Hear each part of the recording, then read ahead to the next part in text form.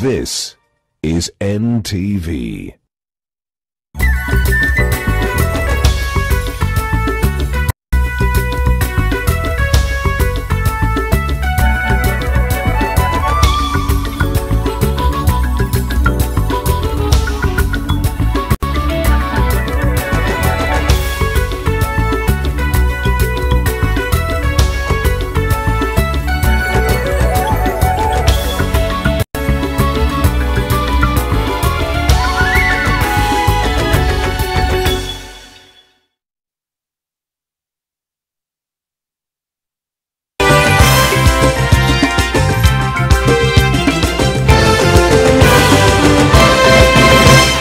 Na marhaba mpenzi mtazamaji, mwaka mpya na muongo mpya, vile vile ari mpya, hamasa mpya, kasi mpya, satwa mpya.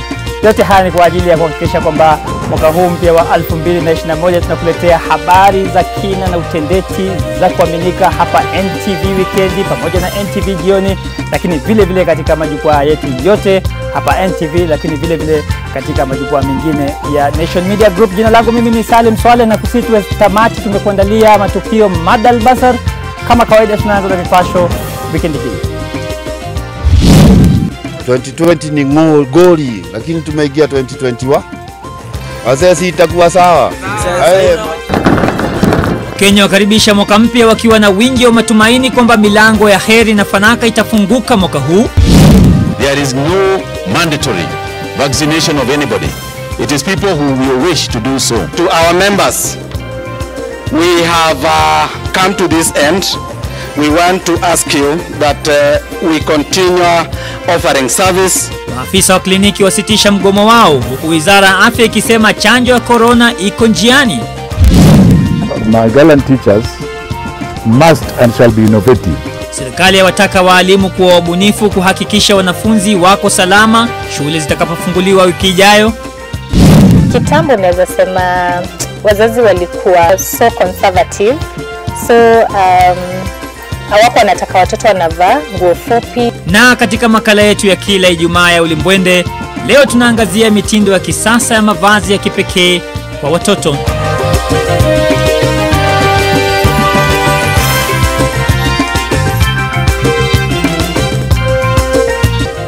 Mubashara kutoka jumba la Nation. Hii ni NTV Weekend na Salim Swale. Na mtazamaji kutoka hapa NTV Weekend na kiujumla Nation Media Group tunakutakia mwaka mpya wenye fanaka na baraka tele. Karibu sana tuwe sote hadi tamati. Anayetusaidia katika lugha ya ishara ni Flora Atieno, na tukianza moja kwa moja ni wazi kwamba imezoeleka katika miaka ya huko nyuma kabla ya janga la corona kwamba watu walikuwa wakiukaribisha mwaka mpya kwa mbwembwe, mikogo na madoido hadi saa 6 usiku.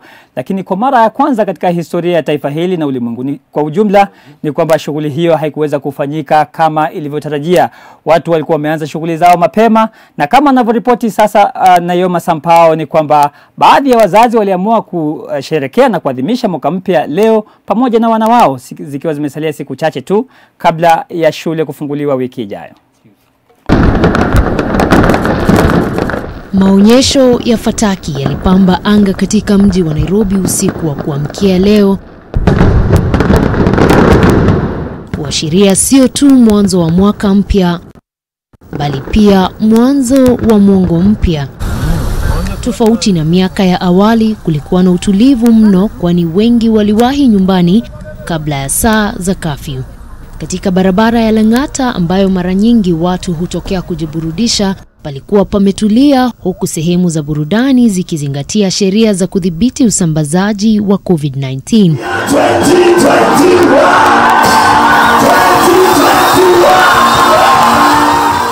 Katika kaunti ya Kiambu, waumini wa kanisa hili la Overcomers hawakuweza kuzuia furaha yao, huku wakiukaribisha mwaka kanisani ingawa mapema kabla ya saa 6 za usiku. Katika kaunti ya Kisumu vilevile, waumini walijikusanya kanisani na kuukaribisha mwaka kwa nyimbo za sifa na ibada kama ilivyo ada. Baringo, wengi walitembelea sehemu za burudani na utalii, huku wakitumbuizwa si haba. Wengi wakiwa na matumaini kuwa mwaka huu utakuwa tofauti na bila misukosuko iliyoshuhudiwa mwaka uliopita. With the approval of vaccine in many of the developed countries, we hope that this will be rolled down, and we are hopeful that this pandemic is going to end. Katika kaunti ya Laikipia walisherehekea kwa kutangamana na wanaoishi mitaani, wengi wakiwa na matumaini kwamba pale palipowaendea mrama patabadilika. 2020 ni goli, lakini tumeingia 2021. Sasa itakuwa sawa. Vilevile askofu wa makanisa ya Kianglikana Jackson Olesapit amewarai viongozi kutilia maanani shida zinazowakumba wa Kenya na kutupilia mbali mihemko ya kisiasa ili kuimarisha uchumi. We have hated the nation politically the last 2-3 years since the election of 2017. Kenyans need a break. We need now a rebuilding of the nation after COVID-19. Let the constitutional review process be for the good of Kenyans, not for the good of individuals, not for the good of the ruling class. Na huko Eldoret, wazazi waliamua kutumia mchana wa leo kuwafurahisha wana wao kabla ya wao kurudi shuleni wiki ijayo. Kutoka hapa NTV tunawatakia nyote mwaka mpya wenye heri na mafanikio tele. Na Naam, asante sana. Bila shaka wewe mtazamaji hapo ulipo umeufungua vipi mwaka wako mpya wa 2021? Zungumza nasi kupitia mitandao yetu yote ya kijamii @salimswale001 @NTV Kenya, hashtag ni NTV Weekend. Na naona tayari kuna baadhi wameshaanza kutuma salamu zao za mwaka mpya, heri na fanaka. Huyu Honorable Fedha Mofat anasema Happy New Year Salim Swale, na NTV nasema asante sana. Asema mwaka huu wa 2021 tunaomba uwe mwaka wenye baraka na mafanikio. Natazama taarifa za NTV Weekend nikiwa Cheptulu katika kaunti ya Vihiga. Endelea kuzungumza nasi, nitakuwa nasoma baadhi ya jumbe zako katika jukwaa hili lako. Tukisonga mbele mtazamaji, maafisa wa kliniki wametangaza kusitisha rasmi mgomo wao ambao umedumu kwa zaidi ya siku 25. Mgomo ambao ulianza mwanzoni mwa mwezi Disemba mwaka 2020. Maafisa hao wamesema sasa wako tayari kurudi kazini, na hii ni katika hali ambayo wauguzi au manesi wameshikilia kwamba bado mgomo wao upo. Serikali kwa upande wake imesema imeshaagiza mamilioni ya chanjo za corona, na Wakenya watakaokuwa wanataka chanjo hiyo watapewa kwa hiari yao. Chama cha maafisa wa afya wa hudumu wa kliniki KUKO kimetia saini mkataba wa makubaliano na Wizara ya Afya na kuwataka wanachama wake kurejea kazini baada ya mgomo uliodumu kwa takribani mwezi mmoja. To our members, we have come to this end. We want to ask you that we continue offering service as from the time that we have actually asked you to go back to work, and all the issues we can assure you that it will be addressed as the commitment has been given to us by the state through the CS, and we want to assure you that we will fully cooperate and we will fully work together. When you consider that our kids are going back to school within a couple of days, we really hope that it will be in an environment in which healthcare is not a negotiated issue but a guaranteed issue for them. Wakati huo katibu mkuu wa muungano wa wauguzi Seth Panyako amesisitiza mgomo wa wauguzi ungalipo, japo ameelezea tumaini kuwa mkutano baina yake na waziri wa afya Mutahi Kagwe Jumatatu ijayo itazaa matunda. We are saying that we are not ready to enter into an agreement where cardinal issues are agreed upon so that our CBA can be completed, so that the 2021 year should be a year of nursing service to the people of Kenya and not a year of industrial actions and the year of strikes. We're looking at new ways of working so that we do not resort to strikes on matters that could be very amicably agreed upon without necessarily industrial action on the matter. So just to state that from the outset, that everything is on the table and we are discussing with everybody. Huku haya yakijiri, Kenya inaendelea na maandalizi ya namna chanjo ya corona zitatolewa nchini baada ya kuwasilishwa kutoka mataifa ambapo Kenya imeagiza chanjo hiyo. The operative term being offered, there is no mandatory vaccination of anybody. It is people who will wish to do so. Wanafunzi wa shule ni miongoni mwa makundi yanayotarajiwa kupewa chanjo hiyo, kwani watakuwa wamerejea shuleni. Eunice Omolo, NTV. Naam, shukran sana Eunice Omolo. Tuigeuze dira na tuelekeze katika masuala ya elimu, ambapo waziri wa elimu Profesa George Magoha amesema kwamba safari ya wazazi kuwarejesha watoto wao shuleni wiki ijayo haina abautani. Waziri Magoha alikuwa akikagua shule moja katika eneo la Babadogo hapa Nairobi, ambapo amesisitiza kwamba ingawa hali si shwari 100%, lakini bado serikali inaweka mikakati ya kutosha kuhakikisha kwamba walimu na wanafunzi watakuwa salama. Magoha amewataka walimu kuwa wabunifu zaidi kuhakikisha kwamba wanafunzi wanazingatia kanuni zote za kujikinga na maambukizi ya COVID-19. Shughuli ya kukagua maandalizi ya shule za umma nchini kupokea wanafunzi Jumatatu ijayo inaonyesha kwamba mengi bado yanahitajika kufanyika, ila waziri Magoha anasema kwamba ana imani kwamba mwanzo wa muhula wa pili utaanza bila matatizo. Because you have managed the other term very well, and I want every Kenyan, including the noisemakers, to laud our teachers, because we opened for 3 million and nobody is seeing that we opened for 3 million. They are seeing a few handfuls that had problems. Now anyway, that is being Kenyan for you, isn't it?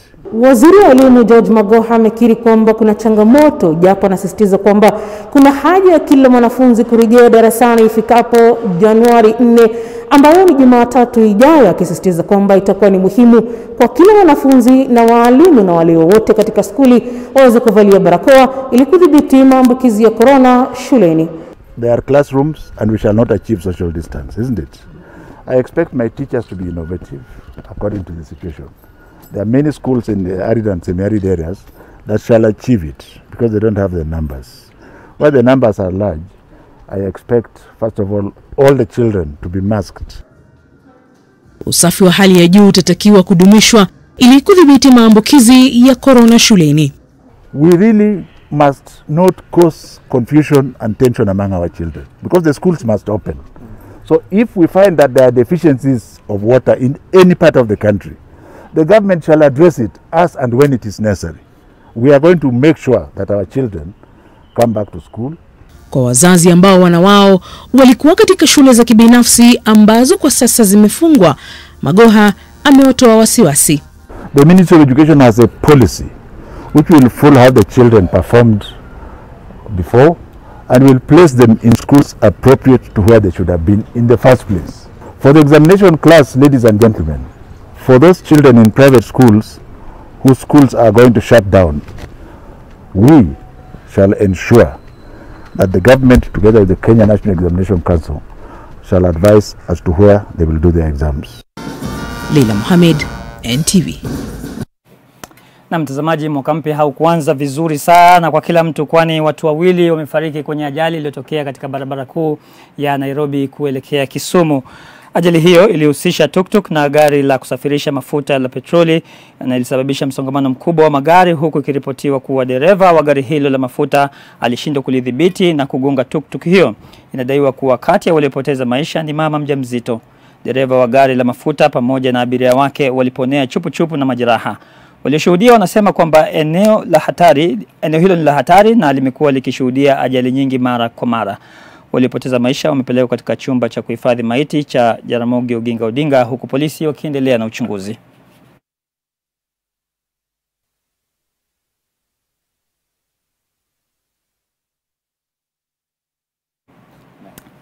Mtazamaji, taharuki imetanda katika eneo la Chemoi katika eneo la Baringo Kusini baada ya afisa wa kitengo cha kukabiliana na wizi wa mifugo kuuawa na majambazi usiku wa kuamkia leo.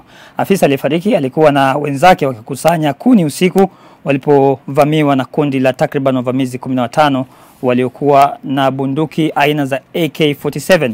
Maafisa wengine wawili waliponea kwa majeraha ya risasi. Marehemu ni mmoja kati ya maafisa 5 walionusurika baada ya lori lao kusombwa na mafuriko mwezi Mei mwaka jana. Maafisa 7 walifariki katika mkasa huo.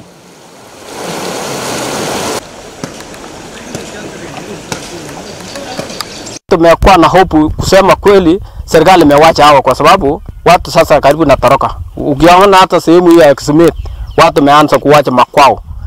Na hii kitu sio mara ya kwanza kwa sababu hii area watu wamehama mpaka nje imekuwa msituni. Na hii watu nakuja lala msituni, mtu ukienda kutafuta kuna ama kutafuta nyasi ile ya kuweka nyumba, risasi ndio hiyo. Kwa hiyo Kenya msema watu jasikia area inauliwa kama area hii. Hii silaha iko wapi, inatoka wapi? Marisasi inatoka wapi? Mabunduki inatoka wapi? Terrorists ambao iko Baringo, mbona isifanywe kazi ambao umefanyia terrorists wala ambaye wanasumbua watu? Kwa nini usichukua hatua kumaliza terrorists ambao iko Baringo hii? Hii terrorists ambao iko Tiaty hapa ambao imehangaisha Samburu, Laikipia, Baringo, Turkana. Kwa nini isitolewe ndio sisi wa Kenya ambao tuko ndani ya Kenya tufurahie uhuru ambao tuko kwa Kenya hii? Na mtazamaji, wazazi wanapojiandaa kuwarudisha wana wao shuleni wiki ijayo, chama cha wamiliki wa shule za kibinafsi kinasema kwamba zaidi ya shule 100 hazitoweza kufunguliwa kutokana na changamoto za kifedha.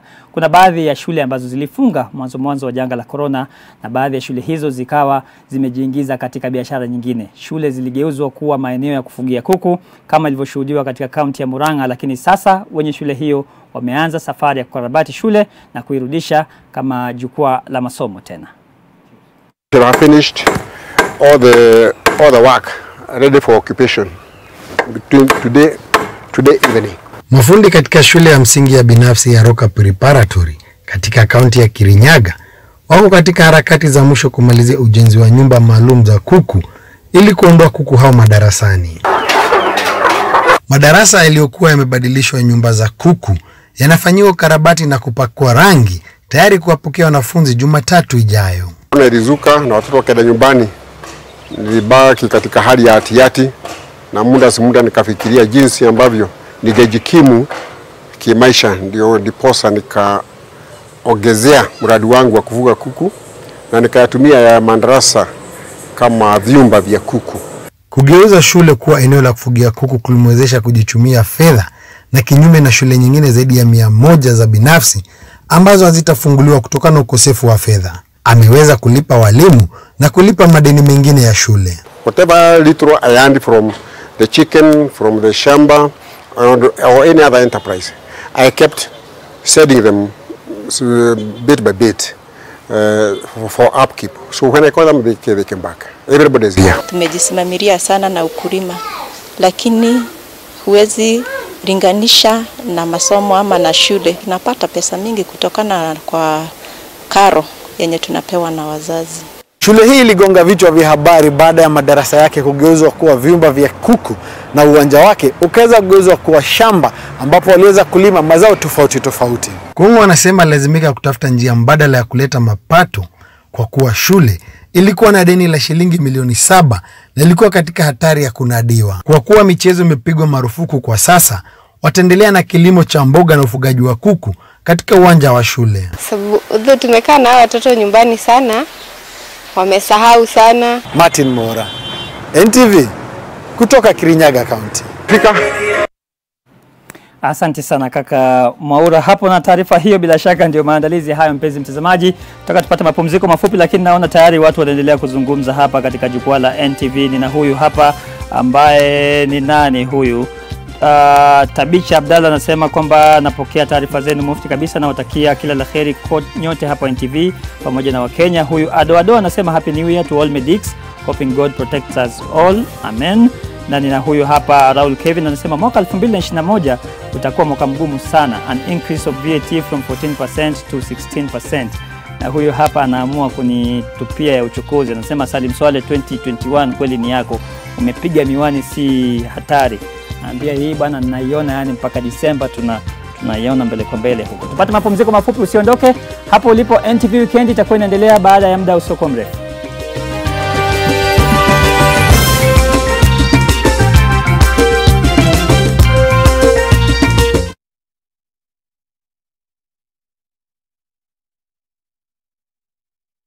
Kuchukua selfie ni kuchukua control ya future yako.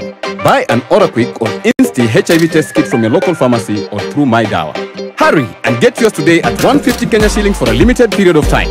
To talk to someone on how to use the test kits or interpret the test results and what to do next, call 1190. Amua kujua. Chukua selfie.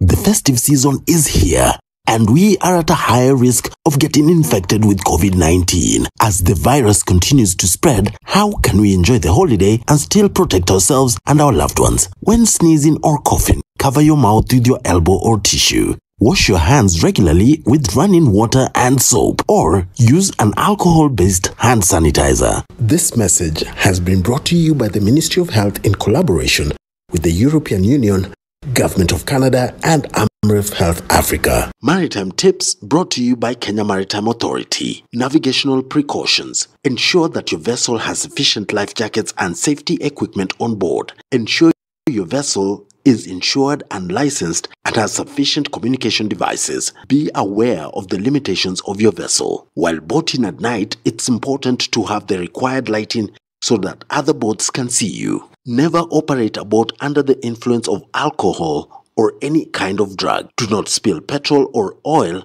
or throw rubbish into water bodies. In case of any emergencies at sea, call the Regional Maritime Rescue Coordination Center on 0721 368 313 or 037 719 414. Learn more about shipping, the blue economy and maritime activities by visiting us at www.kma.go.ke.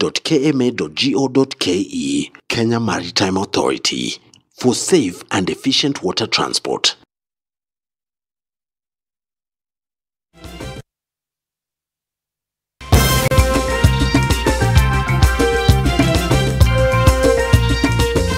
Na karibu tena mpenzi mtazamaji, kama ndio kwanza unafungulia runinga yako unatazama NTV Weekend, ikiwa ndio NTV Weekend ya kwanza ndani ya mwaka huu wa 2021. Na kama ilivyo ada, desturi na mazoea, siku zote za Ijumaa tunakuletea makala ya ulimbwende. Leo Fatma Bugu anatupia jicho mlimbwende na walimbwende, watoto na mavazi mapya na style mpya. Kinachodumu daima ni mabadiliko, na hapana shaka kuwa wimbi la mabadiliko limetikisa tasnia ya ulimbwende na walimbwende, na mitindo mipya ya mavazi hasa kwa watoto wadogo ndiyo habari mpya ya mjini. Kitambo naweza sema wazazi walikuwa so conservative, so hawako wanataka watoto wanavaa nguo fupi, nguo imepita magoti, wanataka zile mrefu ama vae trouser. But hizi nguo zenye tunaleta unapata inakaa kama a ball gown dress, ni fupi, ni decent na it is unique. Tulifanya market survey tuka discover that hakuna watu wengi wanaleta luxurious dresses for kids, both boys and girls. For different events. Most kids wanaenda tu na just common clothes. Chaguo la nguo na mapambo kwa watoto hutegemea mambo kadha wa kadha, na kikubwa zaidi ni shughuli au hafla husika. Kwa pamoja, unapaswa pia kuchagua viatu vizuri vitakavyoendana na nguo ukizingatia rangi. Umuhimu wa kumatch ni kama sisi wenyewe. Unajua unaweza mbalisha mtoto vizuri nguo, lakini kiatu yaribu kila kitu. Awe yakae kama venye tunasemanga mshamba, ama pia ile outfit isikae vizuri. Kwanza kama unataka kutumia daring colors, kama unaenda na yellow, kama ile nguo ya kwanza Kimberly alikuwa amevaa ya black and gold, Such a dress inaweza tumika kwa let's say an all black party. Pia inaweza tumika kwa harusi kama theme ni maybe black and another color because it's a decent dress and it's a ball gown. Ili kuongeza muonekano hasa kwa mtoto msichana, basi huwekewa maua kichwani. Baadhi ya nguo zenye nakshi na zinazong'aa ndizo hupendelewa zaidi na watoto. Aghalabu mitindo hii imewavutia na kupelekea hata wakati mwingine kutaka kujichagulia nguo wanazozipenda. I come to shop with my mom and she selects me different beautiful dress. Anajua ile nguo inapendeza kwa kila kitu anafanya. Kwa hivyo utampata kwa nyumba anasema, mimi sitaki nguo, naweza taka nyingine depending na kule anaenda. Pia washonaji wengi wameanzisha mitindo ya vitenge kuangazia nguo mahususi ya jinsia zote za watoto. Kuna wazazi ambao hupendelea nguo za kufanana na watoto wao. Sekta ya mitindo ndiyo inaokua kwa kasi duniani. Kila siku mtindo mpya haukosekani. Fatma Bugu, NTV, makala ya Ulimbwende.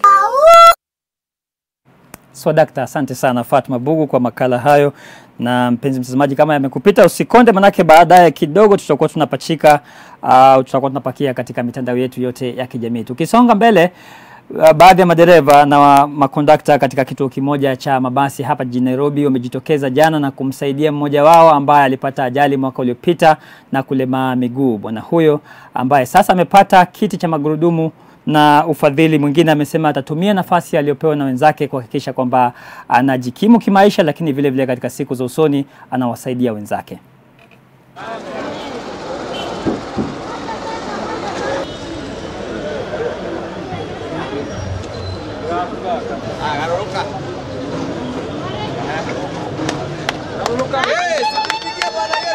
Beleni tulikuwa tunateseka sana, tulikuwa nateseka mambo na usafiri, kutembea.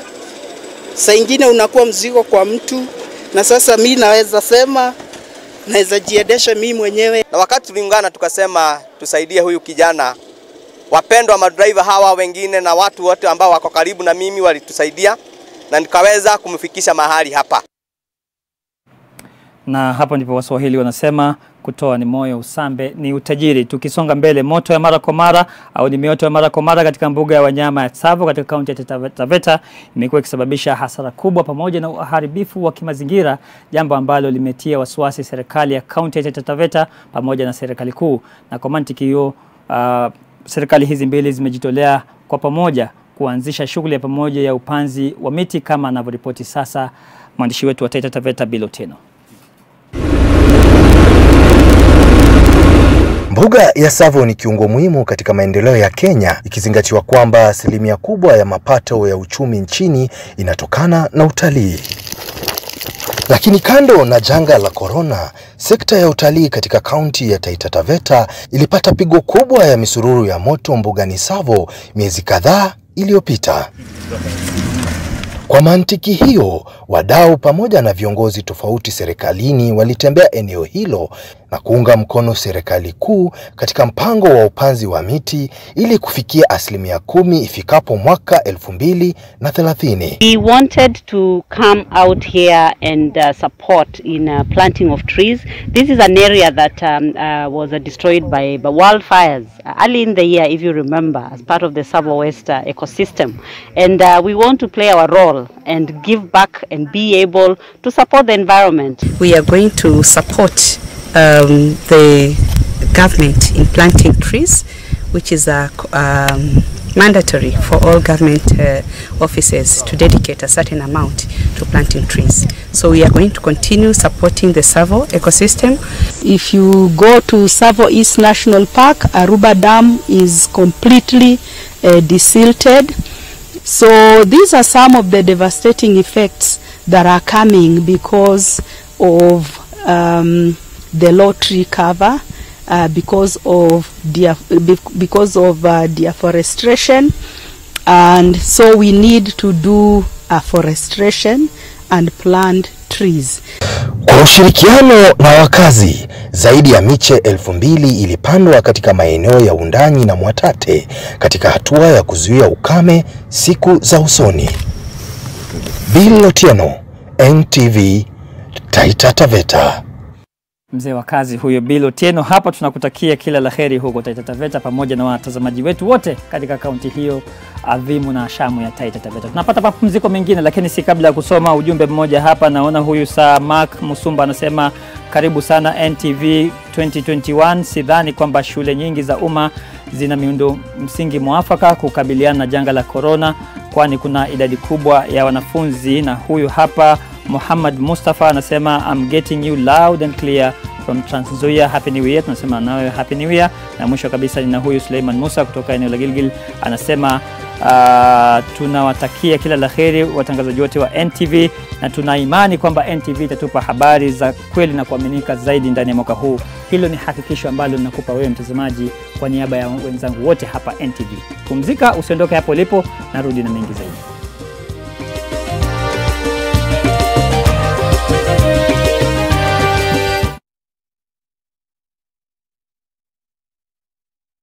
To help fight the spread of coronavirus, learn Lifebuoy's hand washing habits. Wash hands with soap or use an alcohol-based hand sanitizer. Together, let's help fight the spread of coronavirus in Kenya. How powerful is the healing power of Vaseline? We applied Vaseline jelly to one leaf, the other we left alone. After just a few days, the difference is visible. Nothing locks in moisture better to keep skin restored. That's the healing power of Vaseline. Go Ahead is believing to make each day a brighter day. It is our faith to start all over again. Go Ahead is never giving up in the face of adversity. To go ahead, now that is the Kenyan spirit.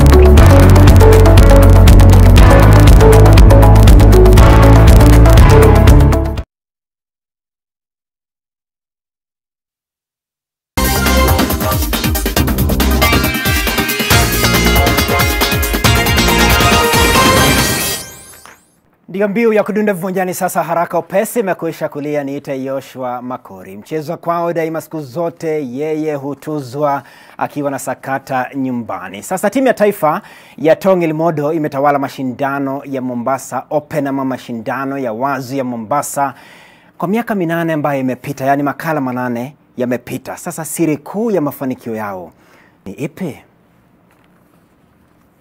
Advantage moja ya mashindano haya ni kwa kwamba Kenya inaweza kufili wachezaji wengi kuliko vile tukienda nchi za ngambo hatuwezi kuenda na timu kubwa ya wachezaji. Na pia vile vile wachezaji wetu wakija kuprepare mashindano kama tuna train na way that wanaweza kuwa wanacheza kategori 2, 3 ama wengine 5 ama 6. Wanaweza wengine wanacheza vitengo vya kibinafsi na wengine wanafanya vya timu. Kwa hivyo tunachezesha sana wachezaji ambao wako multi talented na wanaweza shinda katika kategori hii ama ile nyingine. Alafu ukiangalia watoto nimeona wengi wanawaibukia. Na ndio kabisa. Wajua mashindano ukitaka yanawiri kabisa unaanza kutrain watoto wakiwa wadogo. Na wachezaji wengi ambao wako katika national team wengi wametrain zaidi ya miaka 10, 15 na kwa hivi sasa wamebobea kabisa na wanaweza kupambana na wengine wao wa kimataifa. Pia kwa upande mwingine ufadhili ambao tumekuwa tukipata katika serikali imeweza kutuwezesha kununua equipments. Kama ukiangalia katika kiwanja tuko na equipment za kisasa kabisa. So wachezaji wetu kwa miaka 7 iliyopita sasa, huu mwaka wa 8, wameweza kuwa na uzoefu kucheza katika environment ambao ni ya kimataifa. Na mchezo wa Tongil Modo duniani kiujumla na barani Afrika utausemaje? Unapiga hatua? Kwa kweli Kenya iko mbele ya zile nchi zingine. Jambo la kwanza ni kwa vile Tongil Modo hapa Afrika ilianzia hapa Kenya. Kwa hivyo hapa Kenya pia ndio headquarters ya Tongil Modo hapa barani Afrika, na pia tuko na nambari kubwa ya wachezaji na wakufunzi hapa Kenya. Kwa hivyo hiyo ni advantage tumekuwa nayo kwa vile mchezo ulianza hapa zamani, lakini pia vile vile tunatia bidii, tunajituma na tunaweza kuweka mchezo wetu mbele. Soka sasa na ni kwamba mlinda ngome wa timu ya taifa ya kandanda Harambee Stars Daudi Owino Kalaba anatarajiwa kupata makao yake mapya baada ya kandarasi yake na miamba wa Zambia Zesco United kuisha hiyo jana. Kalaba amechezea Zesco United iliyo na makao yake mjini Ndola kwa miaka 6 iliyopita. Nyota huyo mwenye umri wa miaka 32 alijiunga na Zesco United mwaka 2014 akitokea Gor Mahia. Kalaba ameshinda mataji kadhaa akiwa na Zesco yakiwemo 5 ya ligi kuu ya Zambia. Kuondoka kwake kuna maana kuwa amewaacha klabuni wa Kenya wenzake watatu kwa maana ya washambulizi John Mark Makwata, Jesse Jackson Were na mlinda lango Ian Otieno.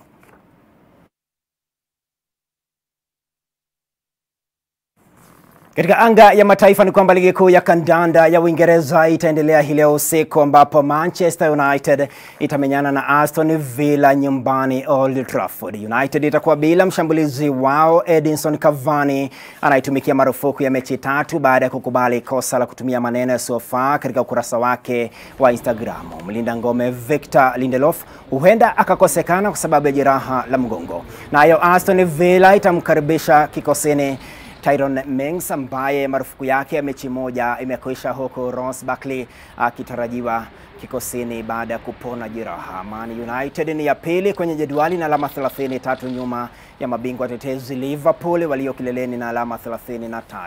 Aston Villa ni ya 5 na alama 26, 3 nyuma ya nambari 4 Everton ambayo itaikaribisha West Ham United ugani Goodison Park.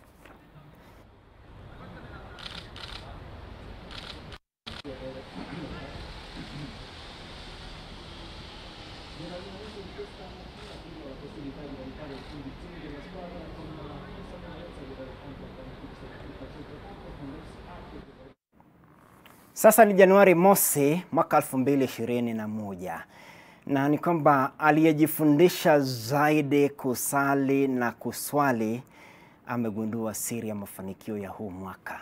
Huu mwaka kwa vyovyote lazima tuandike mafanikio, wallahi bilahi, kwa hiyo weka imani. Niita mwanaspoti niridhia matokeo, tutiana kwenye mboni hapo kesho.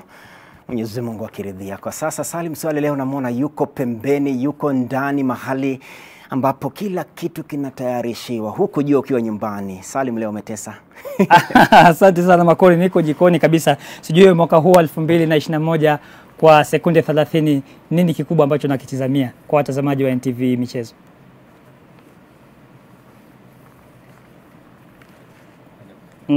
Makori, nasema tu kwa sekunde 30 labda kwa watazamaji wa NTV michezo mwaka huu 2021 watarajie nini kutoka kwako?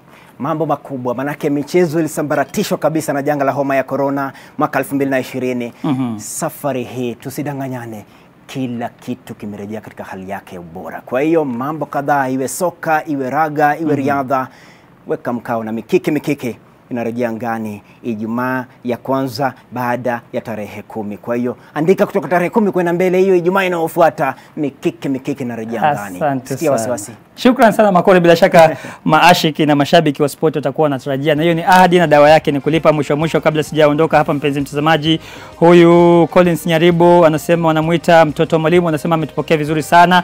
Anasema taarifa za kwanza za NTV jioni 2021 zimempa satua na hamasa ya kipekee na aina yake. Mpenzi mtazamaji, sina kilichozidi wala kilichopungua. Kwa niaba ya wale wote walioshiriki kufanikisha taarifa za leo siku ya kwanza ya 2021, nasema asante sana na kukumbusha tu kwamba na ashako msimatusi, unapojikuna makalio usikate kucha kwa meno. Kwa heri.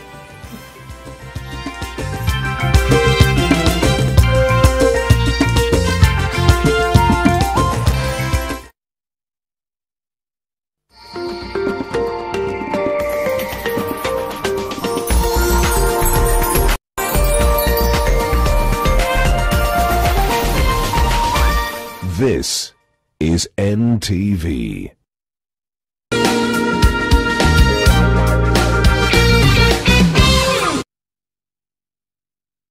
Do more to protect yourself and family from viruses that remain on the clothes. Separate laundry that has been exposed and do not shake to minimize the possibility of dispersing the virus through the air. Soaking your laundry in water and hand washing powder does more to kill germs than just a normal wash. After washing, dry your clothes in direct sunlight. They say we do the expected. We say we're more than you expect. Sunlight, more than you expect. Fun and food go together beautifully at GMC Place. Enjoy our succulent meals in a serene setting with a varied choice of fun games for the little ones. Cup it up with a cuppa or a cocktail, all available to your taste. Discover the joy of a warm pool by diving into the Blue Oasis heated pool. Or at GMC Place, the fun never ends. Make your reservation today on 0701 560 560.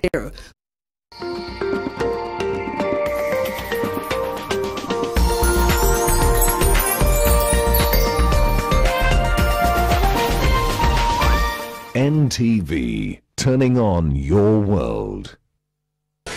The following program has been rated PG. It may contain scenes unsuitable for children under the age of 10. The Wicked Edition in association with Telcom.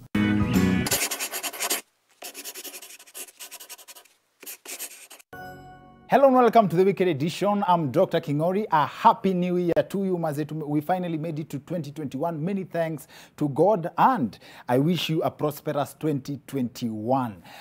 Before tuingie kwa show, Maze, there is something I really want to show you. Tumeka chini, I compiled some of the best beats, some of the beats I enjoyed from the Wicked Edition myself. Beats zenye tumepiga tukajiambia, wow, this is really something, and we loved the thought process. And I thought it would be interesting to show it to you. A blind man and his wife were arrested in Kinangop by angry villagers for peddling bang. Walikuwa wanauza bangi. What is that? In his defense, the blind man told police officers, "Afade, mimi sijawahi ona bangi maisha yangu yote."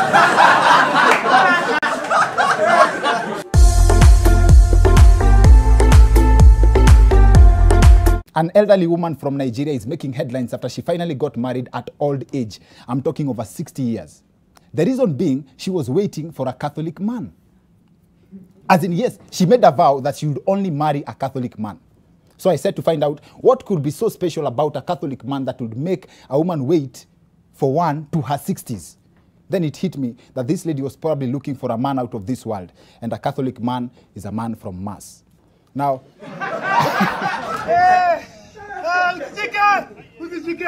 now this is a classic video showing vile mambo ukuwa different on ground. Literally, for real.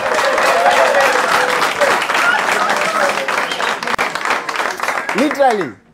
Na mmesema hiyo kitu vitu kuwa different on ground. To support this claim, ndio huyu a lion day akidis mambo ya kutoa machozi. I don't believe that I can be elected and then go and cry with people in Iten or in Tot. That is backwardness. Yes, I agree with the Honorable Senator. Crying is a form of backwardness. That said, tufululize moja kwa moja tukutane na Bunny Wailer tuone mambo iko vipi on the ground.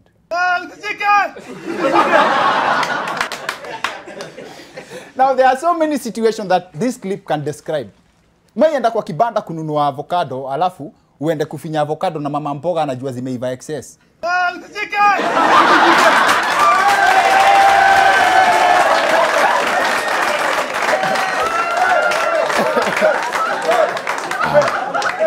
That same clip can explain a situation that I believe you can relate to. Mjaribu kutoa kofia ya dem na unajua nywele yake imeanzia hapa.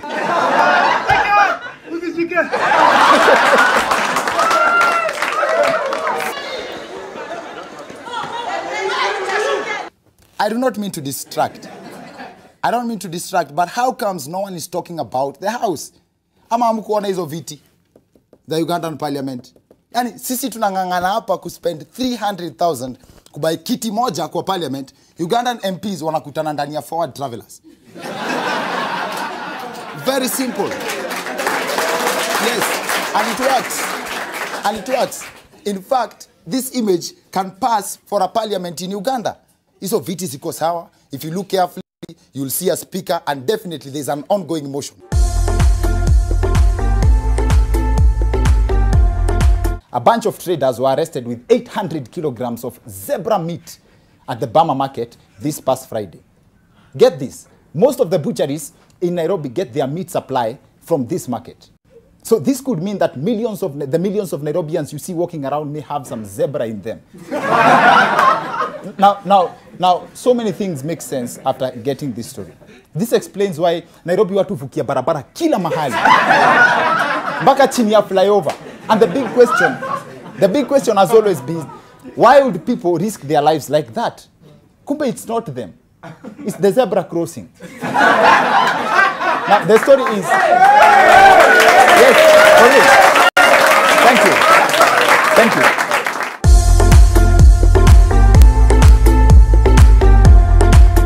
Now, before I introduce the main subject of our show tonight, I'd like to share with you a personal story. Watu tulikuwa na wao Nguvio Boys wanajua hii story ni ya ukweli.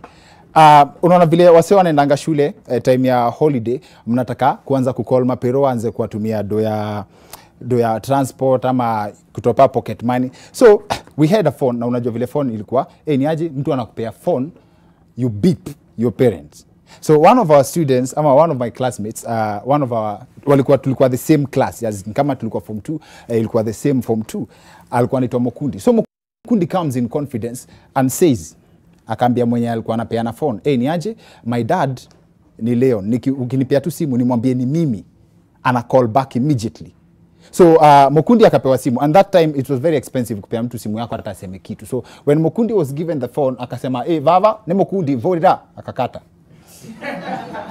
That translates to, dad, it's Mokundi, call me. Baba yake akatuma, please call me. For real.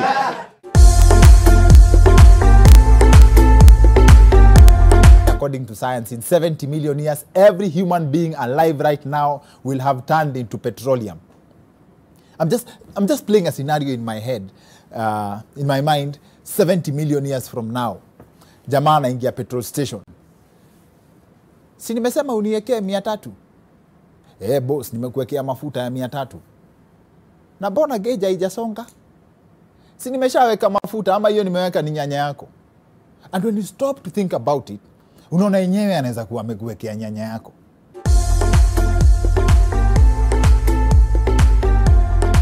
Mawe ya King Suleiman alikuwa mawe mmoja na aligonga Goliath mara moja taro.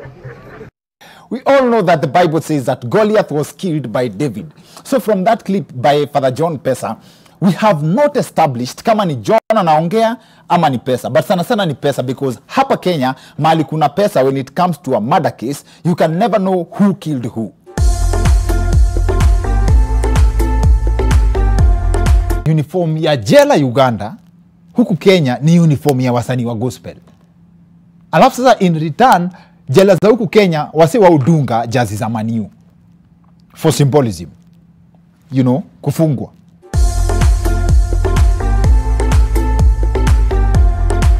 See, Moi Day and Kenyatta Day were merged into Mashujaa Day to reduce the burden on the taxpayer.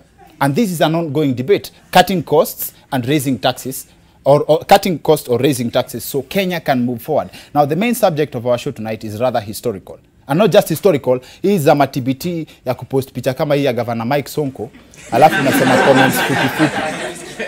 You see, I'm sure most of you didn't even notice that that's not our governor.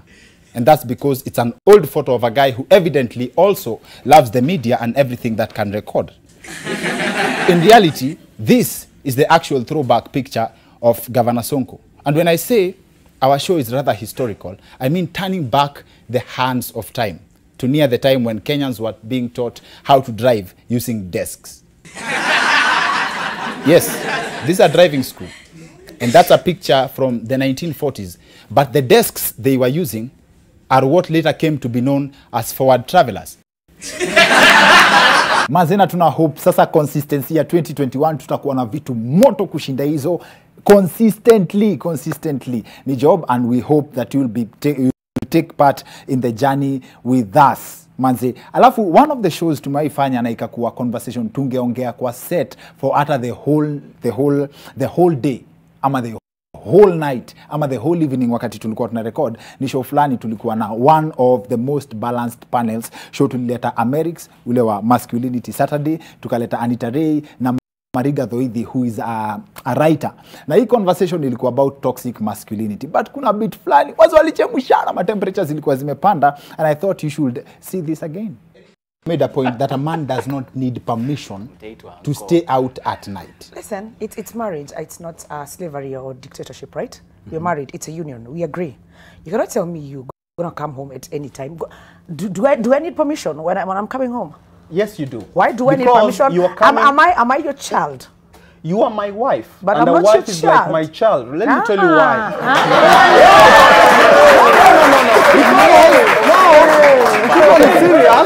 This one is serious.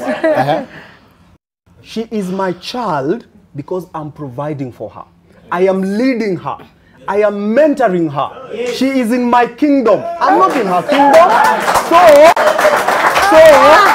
So, Dr. Kinori, yes. She has to follow my rules and regulations and everything. It doesn't mean I'm bossing her. Yes, it does. It doesn't mean I'm That's actually not No. That's You're getting it wrong.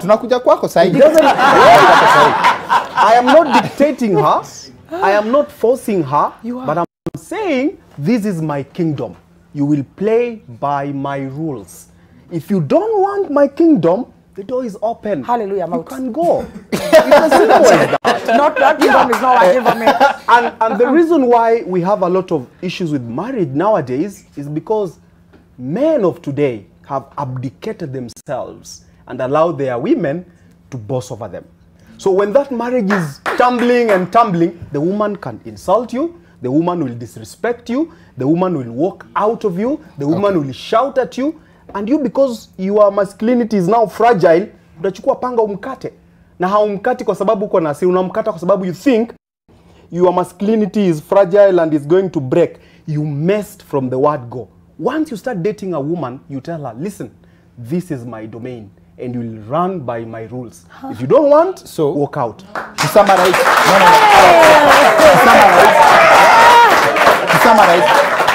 to summarize before Anita responds and before I talk to Mariga, to summarize on what Doc has said, simple, Syria, a happy, successful marriage ni kiburi. Kiburi ya nani? Iyo ya mwanaume, like you have. Iyo si kiburi. Syria, a happy, successful marriage is leadership. Lead your kingdom. Aya. Do you think that's the true definition of leadership, from a man's perspective? Eric, I've disagreed with you since you started this statement. And that's why. Because one, women are not your children. Amen. You're not a parent. If you're not a parent, you go have kids, right? If at any point your expression of masculinity is to lord authority over people, find someone else, because that's exactly what, having a discussion of what toxic masculinity is, that's it, right? You cannot get into a marriage, into a union to lord over someone. They're an equal adult, like you are. They're not lesser than you. And people are tied to some of these definitions about what being a man is, right? The truth is that in this room and in every sense, not all men are the same. Not all men are as aggressive, not all men are as tall, not men are as muscular, or in any sense doesn't make them less of men. But what happens in this situation? It does. I disagree. It does. Scientifically. No, I disagree. It does. No, Scientifically, get it from the doctors, yes. No, I know. It does. Okay. It does. At some point, science said black people were inferior. Okay. I disagree. So yes, there are a lot of situations where men are tied to a lot of these notions of what being a man is, right? That's when I talked about like men and relationships. Men do not open up to each other, and people think that's okay, keep it in. No, people are dying. People are suffering a range of mental health issues because they cannot talk to each other. Wanaume huumia peke yao. And I'll tell you this because nimekanja kwa nyumba peke yangu, unakula nyanya na kitunguu, unalala because huwezi kulizia mtu akusaidia, because you feel like you're dread utaka nutrition.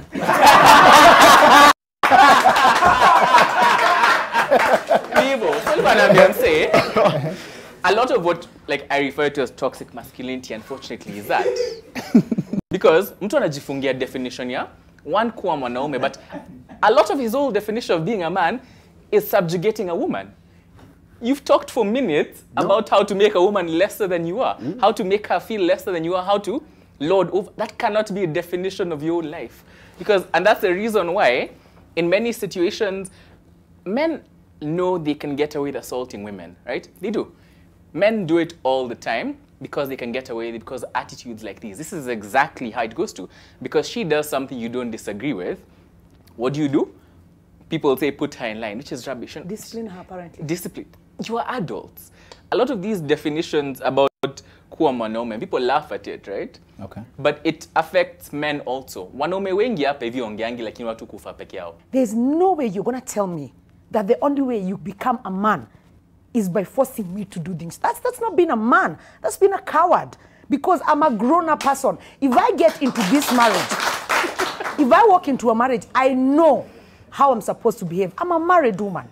There are things I can't do. There are things I can do. So why do you feel the need to treat me like I'm 2 years old? Tell me you can dress like this. You can eat this. I don't want you this as your friend.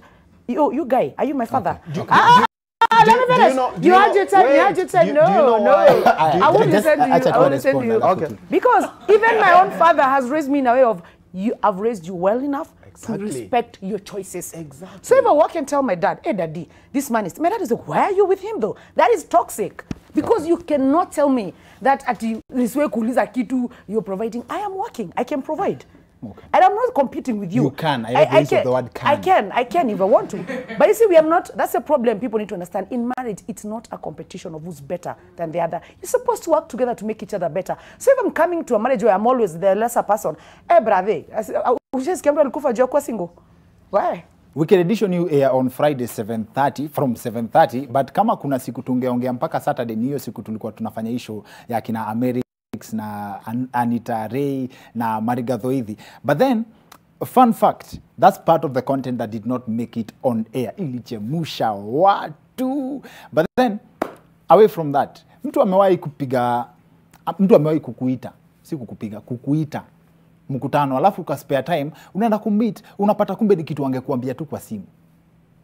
Manze kukosa credo enough inaweza fanya utoke Kasarani mpaka also miguu kwenda kuuliza mtu kitu simple kama jemo by the ile mkutano wetu ilikuwa when. Unajidwa si ungeniambia tu kwa phone.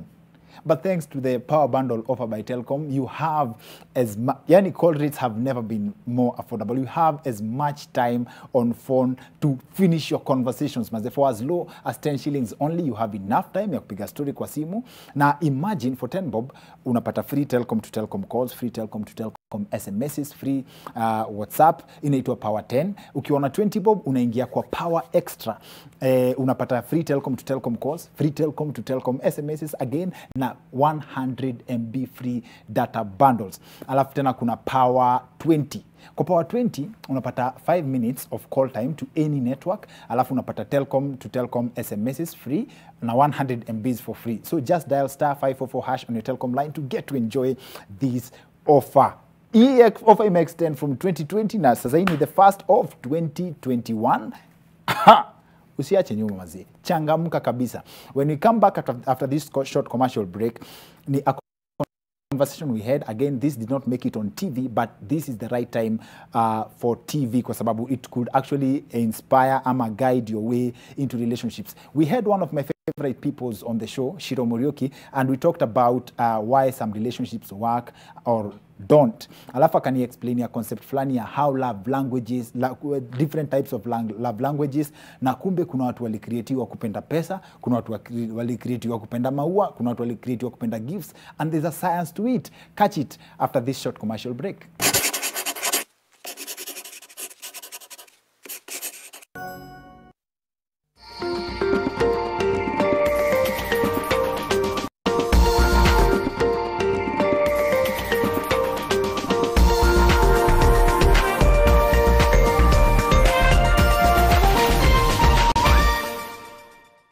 Kuchukua selfie ni kuchukua control ya future yako. Buy an Oraquick or Insti HIV test kit from your local pharmacy or through My Dawa. Hurry and get yours today at 150 Kenya shillings for a limited period of time. To talk to someone on how to use the test kits or interpret the test results and what to do next, call 1190. Amua kujua. Chukua selfie. Oya ni aje, mino Jonte Fresh. Jumio transform ordinary za mtush zenye ziuka mna hii harufu ya bail into the freshest igi koshi yote. Siri ni hii Ariel mpya ya pink. So clean, so fresh. Ma customer unaisana na hii story. Ninatumia Ariel touch of down mpya tu. Get fresh, gotta get fresh. Down is a boom boom pow, down is boom boom pow. Smell fire na uchafuzi na zidi na improve downy. Protect nguo zangu na nukia niko safi. Lazima niwe fresh na down is boom boom pow. Boom boom pow, down is new boom boom pow.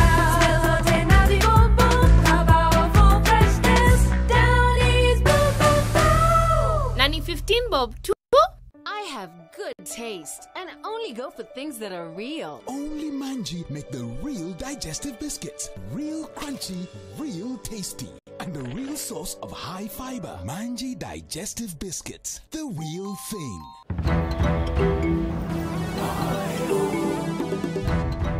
On this first episode of 2021, Easy flags, they represent all the countries that is represented Philadelphia. The sights and sounds of Philadelphia through the eyes of Kenyan teacher Paul Musumba. Plus, is living and working in the US a bed of roses? Oh, no. Abroad is not a bed of roses at all. That you really have got to work hard. This Saturday at 7:30 p.m. only on NTV. You are watching The Wicked Edition in association with Telkom.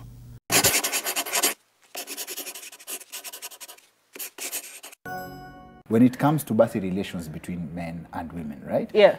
There's something about gifts, for example. If you're in a relationship and someone you do something for your man on their birthday, and they don't do the same on your birthday, do you feel bad about it? Because that's the thing about expectations. And one of the things that people get wrong is not understanding each other's love languages. There are 5 love languages. Love language. Yeah. Money. No, that's a Kikuyu love language. Let's be clear now. And also the different Kikuyu love languages. There's money, there's soup, there's potatoes, there's mogoda. Okay. So the Proti, maguta, original maguta. love languages. No, the original love languages. There's gifts.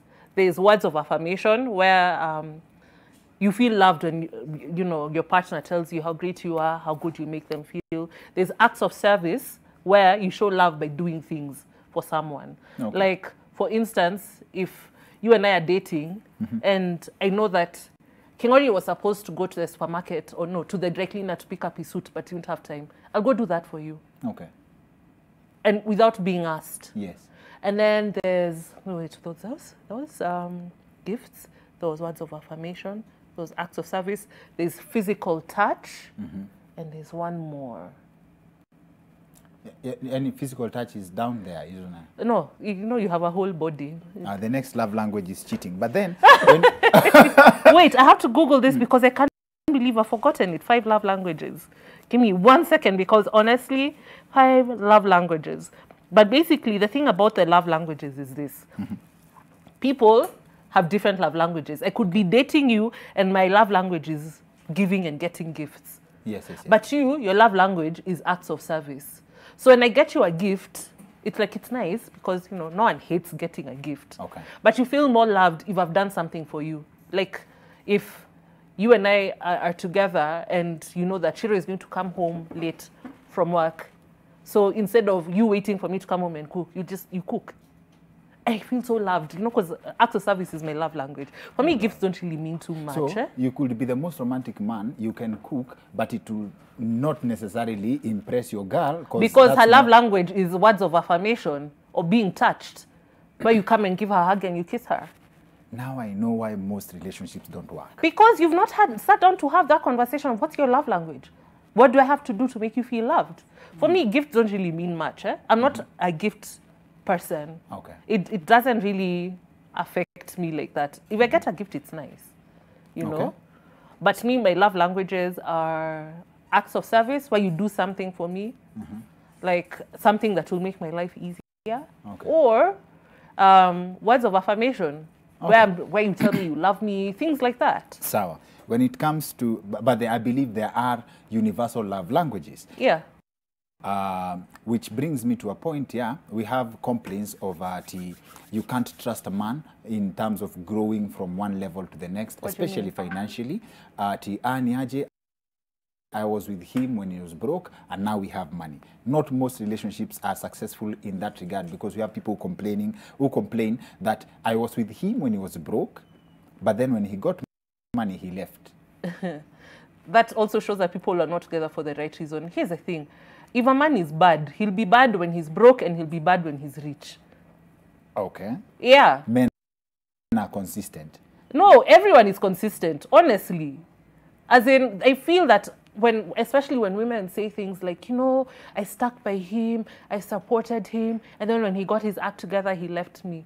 When you ukichunguza your story vizuri, you'll figure out that there were red flags that this girl ignored. And thereby I cannot blame the man. A man, the thing about men is that guys are actually quite clear about what they want.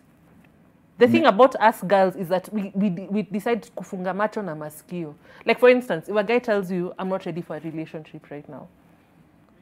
But then the girl keeps taking herself to him, you know, sleeping with him, doing certain things, hoping he'll change his mind. Okay. And then after 6 months, a guy dumps you and starts dating someone else. And then you're like, this guy he's so horrible. Then you start calling him all kinds of unprintable names. But the guy told you at the beginning, yeah, I'm not ready for a relationship right now. But you didn't listen. So are we supposed to blame the guy because you didn't listen? Oh, so need red flags and you should watch out for them. And red flags are very clear, but I don't know. A lot of women, myself included, because I've gone through it where I ignored red flags. And at the end of the day, I only had myself to blame. No, my favorite take home from today's conversation is love language. Yeah, you have to know each other's love languages. In fact, a woman will be there waiting to get gifts, but that guy has been showing you in so many ways how much he loves you, but you don't see. Because you are fixated that the only way I can be loved is if I get a present. So, as in, with the information you have, in fact, it's very interesting that I'm actually coming across this today. I'm like, knowing what you know right now, if a guy vibes with you and their love language is not yours, you would introduce them to someone who has their love language. No, I feel like compromises can be made. You know, we are not children, we're adults. You can change your love language. Not change it, but be more aware of what this person... Because the thing is, once you have that awareness that Kingori's love language is acts of service, my love language is gifts. And if we don't have that conversation, you can be showing me in so many ways that you love me, like me only because you didn't bring me flowers or you didn't buy me whatever it is that, or you didn't get me the new phone or whatever, so it means you don't love me. But if we are two mature people, we can have that conversation where this is my love language, this is your love language. Thank you. Yeah. Ladies, my love language is acts of service. Come at me. Thank you, Shiro. Thank you, Maze. Always a pleasure vibing with you. Always. And nguvu sana. Wewe unichekesha. By the legit. Wewe unichekesha. Maze, asante sana for watching this episode. I hope you enjoyed our first episode of 2021. We are back with fresh episodes from next week. I wish you a happy new year and a prosperous 2021. See you guys next week, same time, same place.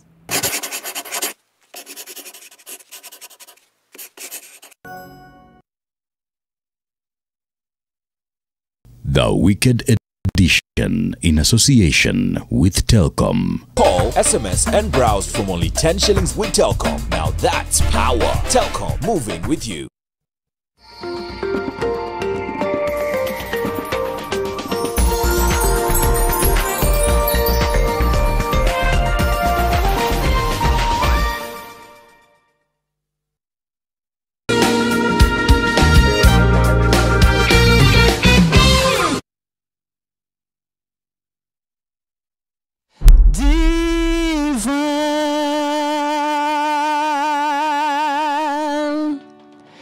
Hello guys, this is Eric Smith and I want to wish you a Merry Christmas and a prosperous New Year. Asante sana Skiza na Nation kwa kusapoti wasanii. Skiza na Nation, supporting local talents. Man, you got to have game. When it's all sweat, pressure and anxiety, yet that's just halftime. Stay cool and in the game with Imperial Leather for Men range. Wear luxury. A little luxury goes a long way. Come over.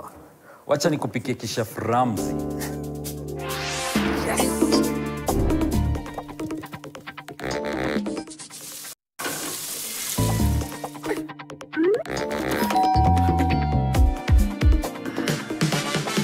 Rena vegetable oil stays liquid to the last drop, so it's smooth cooking from start to finish. Now with an easy to pour cap. Mapishi poa, madishi poa.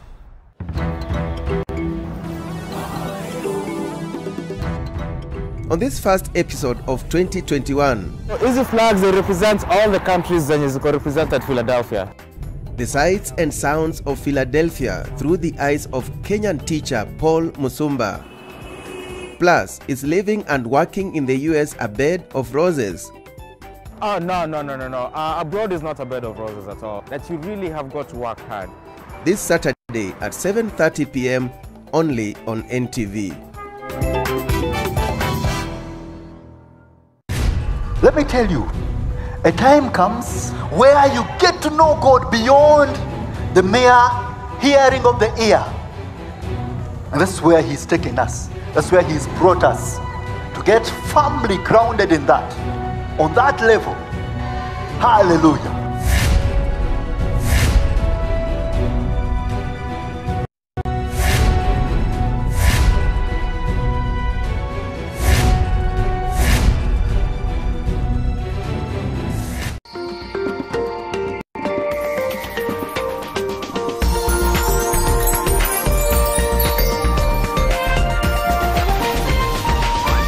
NTV, turning on your world. The following program has been rated PG. It may contain scenes unsuitable for children under the age of 10.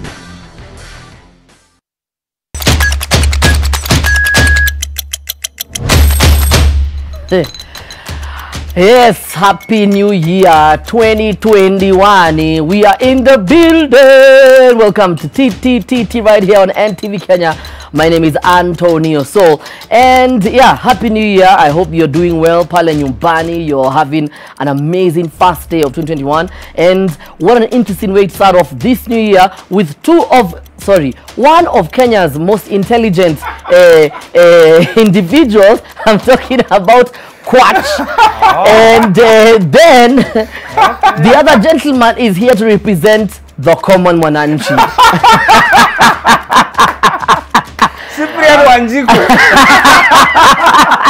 He here represent the Wanjikos. So without much further ado, please make some noise if you're at home, pale popote ulipo, for the one and only Quach. What up? And also make some chewing sounds for the one and only Osoro. Wakiniona wafanye nyam. Before we get to the highlights that clearly ended the year in a very interesting way, first let me start with Osoro, because Osoro is aptly dressed for this show. Osoro, how are you doing? How are people at home? How are people in Ushago? How are your plot 10 friends? What is happening in your life this first day of 2021? Wasima wote, Anthony, I just want to confirm, we all thought 2021 was a party year, 2020 was a party year rather. Lakini the way watu walikuwa meficha white for Christmas na New Year. Anthony, because ndio ifike mahali watu wanasikia wamelala njaa mpaka kanisa sinafanya donations. Lakini siku ya sikukuu watu wanakula ni kama nothing happened. The audacity. It is the audacity. Quach, don't speak yet because Anthony, hakuna kitu mbaya kama uliitisha harambee mpaka kwa kanisa. Unajua ndio harambee itoke kwa kanisa inamaanisha marelative umejaribu, umejaribu wanaitwa nani hao wengine? Majirani. Imefika sasa ni kanisa saidia. Well wishers. Yes. Anthony, alafu sikukuu unatokea huko na nyama. Wewe ndio unasherehekea kuliko watu walikuchangia. 2020 taught us a lot. Now, Osoro, the reason why you know why I'm telling Quach not to speak. You know why. Please, could you, I don't want to mention that team on air. Could you please tell him why we have an issue with him today? No, by the way, Anthony, I thought we were supposed to postpone the interview to prepare at least 10 minutes. Yeah. You aende apatirike. Yeah. Apatirisha nguo because this is a winning program. Yeah. There is no way tunaweza kaa hapa na mtu ambaye anawakilisha timu ambayo kidogo. Let me tell you. Hold up, Quach. I need to understand from you, based on what we have seen 2020 and how it was. Yes. You see, it's like learning a very huge life lesson. Sindio, for example, now the Chinese know that if something happens in Wuhan, the whole world will have to know before they start saying that they're planning whatever. Yeah. Why would you knowing very well how 2020 was, Yes. why would you on the first day of 2021 wear an Arsenal jacket? Why? Let me tell you. At what point did you make this decision? Until I realized in this life, if you keep waiting for the good things to happen, they might never happen. To me, ile kitu uko nayo, if it is the bad thing that is it's what you have, yes, you have it proudly. Yes. I realized in 2020 yes, that maybe winning is not our portion. Yes. So moving into 2021, yes, we are going to wear whatever is our portion proudly. Sawa sawa? Yes. But anyway, this is a big team. Yeah, do you just fun fact, did you Bit guys history. know that this is the most history. supported team in Africa? That is good. Yeah, it clearly shows that sympathy supporters. Don't say things like that on air, because African leaders watch us and now they'll prove that democracy does not work. Because just because you have more followers does not mean that the democracy. And by the way, I really have to read this message because this message comes from my boss, and she's very categorical that NTV and TTTT would like to state that they do not like to be associated in any way with Arsenal. That, yeah, I just wanted to make that clear. I'm just wondering which boss this is, because Watson Karuma. The boss I know. If it is Watson, Watson supports this big team. So Watson endorses this message. But first of all, while we are still talking about football, yes, do you guys know that a Kenyan, Tyler Onyango, who had been assigned, who had been given a professional contract by Everton, yes, he was not yet playing in their first team, has been promoted to the first team. Oh, to now play for Everton. Now he's playing for Everton first team. I think 17-year-old. In fact, even before we get to, because today's TTTT topics, there are many. I'm sure if you, unless you live under a rock, you'll know everything we want to talk about. There's been a lot of progress, especially with Kenyan footballers all over the world. From Mariga to Olunga, all those people who've really been shining a light for Kenyan footballers. What do you guys think 2021 looks like for Kenyan sports in general? Umetacha Mariga, nikataka nikuulize ameshine wapi 2020? No, just tuambie tu ameshine wapi 2020. I think you meant Wanyama. The Wanyama. Yes. Wanyama Olunga. What? No. Unajua hata nimeshangaa. Baada nimemweka kwa kona unamuokoa kwa. Hold up. And sports in general with the likes of Bridget Kosgei, two-time marathon record holder. What do you guys think? So I think you should have learned that after kitu watu wamefanyia kuku hii Christmas, you should know Wakenya wapendi wanyama. Wakenya wako na mbio. Wow, I see what you did there. Hata sio kuku pekee kwachi. Hata hii simbusi nini. Hata nini wale watu walipata text kutoka kwa mapepi sawa atio pep hakuna stima leo. Ni kama tutaongea mande. Wakenya hawapendi wanyama. Hawapendi wanyama. Wow. But it's been a challenging, strange year for sports generally, because of course COVID was the big story of the year. Yes. Strangely, it's also been a funny year for some people, like the engineer, Captain Olunga himself. Top scorer. It was a good year for him in the Japanese league where he's been playing. Exactly. He was crowned the most valuable player of the league. MVP, a J1 league. Yeah. Exactly. Yeah. And he was also the top scorer. And he was also recognized by FIFA about the story.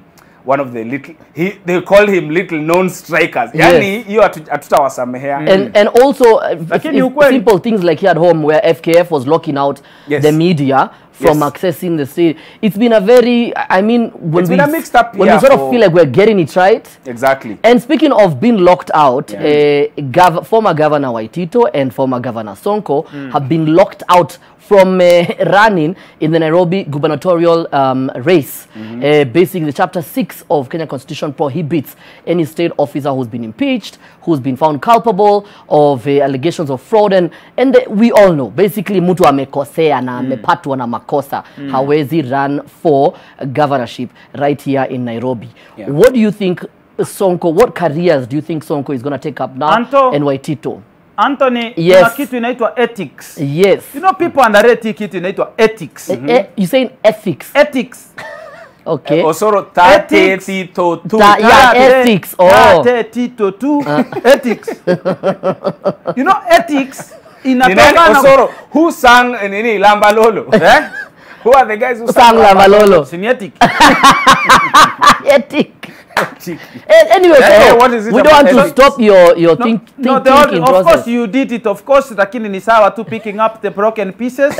Ni ya kwamba what doesn't kill you makes you stronger. Wow. Hapo umekasikia Anthony? Yes. Good. Umeweza. So the point is, Anthony, ethics ni kitu ambayo Wakenya wana, you know, these leaders are a representation of who we are. Yes. Na hii ni ukichwa ngumu tu fulani, epu ni jaribu. You know, it's just like hata kuna unaweza katia msichana akukatae, lakini kiwanaume Nairobi unachiambia acha tu nijaribu tena. Hata siku ya harusi ile saa ya kupeana bahasha kama zawadi unamfinyia bahasha na unamfinyia maji. Kwa harusi yake. I don't know if you guys saw that video. Some guy was pretending he wanted to take a picture with the bride. Yeah. So at first they refused. They were suspecting, what do you really want to do next? Hauna nia nzuri. And then they decided, ni siku ya harusi, it's a happy day, let's allow him to do whatever it is he wants to do. Then the guy goes next to the bride, ile wanangoja ati apose apige picha. The guy kissed the bride. I think that is what the story is talking about. That is what the governors are trying to do. Now I think the best thing that has happened kabla mwaka hii ni Ethics and Anti-Corruption Commission kuambia order up, ndugu zangu, poa kabisa. Sire iwapo mliiba because ni kushtakiwa, iwapo kura tu poa kwanza kabisa. If your hands were found inside the cookie jar, let them stay. There's no way we are going to give you another cookie jar for you to dip your hands inside. But before, speaking of the cookie jar, there is someone who was also found to be culpable. That is at the IEPC, and I'm talking about Ezra Chiloba, who's now again literally been appointed to a new government corporation. But we'll talk about that after the break. The question that I asked you and I need an answer to is, first of all, what career do you think Waitito needs to take up, and Sonko? Waitito si wa mchengo tu kutoka kitambo. Okay, na Sonko? I think Sonko, bila Mike is Sonko, so he's a musician. Yeah, but also if you realize Sonko changed his Facebook profile, he's now a video creator. Creator? Yes, he's now a content creator. But also, the guy has been doing so well in recording. He can become a recording artist. Wow. Wow. Before we go out there looking for new jobs, let's first take a breather. We're going on a short commercial break. Please remember to keep tuning us. Use the hashtag TTTT at Antonio Soul Quatch. At Quatch. Tuonane.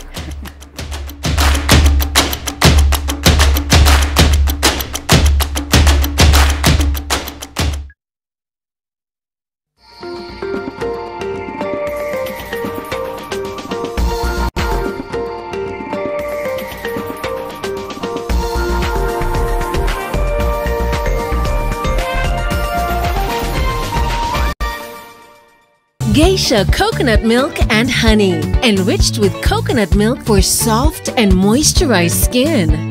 Be strong and last long. I have good taste and only go for things that are real. Only Manji make the real digestive biscuits. Real crunchy, real tasty, and the real source of high fiber. Manji digestive biscuits. The real thing. Kuchukua selfie ni kuchukua control ya future yako. Buy an Oraquick or Insti HIV test kit from your local pharmacy or through My Dawa. Hurry and get yours today at 150 Kenya shillings for a limited period of time. To talk to someone on how to use the test kits or interpret the test results and what to do next, call 1190. Amua kujua. Chukua selfie. Food got together beautifully at GMC Place. Enjoy our succulent meals in a serene setting with a varied choice of fun games for the little ones. Cup it up with a cuppa or a cocktail, all available to your taste. Discover the joy of a warm pool by diving into the Blue Oasis heated pool. Or at GMC Place, the fun never ends. Make your reservation today on 0701 560 560. To help fight the spread of coronavirus, learn Lifebuoy's hand washing habits. Wash hands with soap or use an alcohol-based hand sanitizer. Together, let's help fight the spread of coronavirus in Kenya.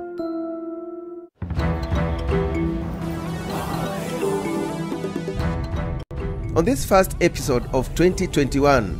Easy flags, they represent all the countries that is represented Philadelphia. The sights and sounds of Philadelphia through the eyes of Kenyan teacher Paul Musumba. Plus, is living and working in the US a bed of roses? Oh, no. Abroad is not a bed of roses at all. That you really have got to work hard. This Saturday at 7:30 p.m. only on NTV.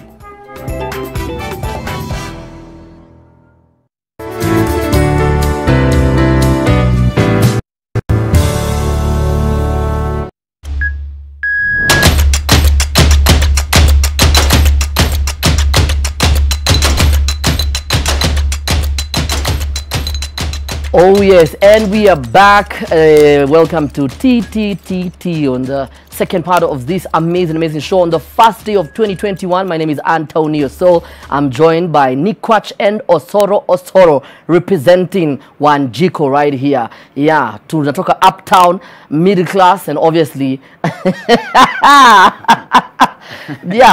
Wanjiko. Ndugu yangu aliyekupa ndiye ameninyima.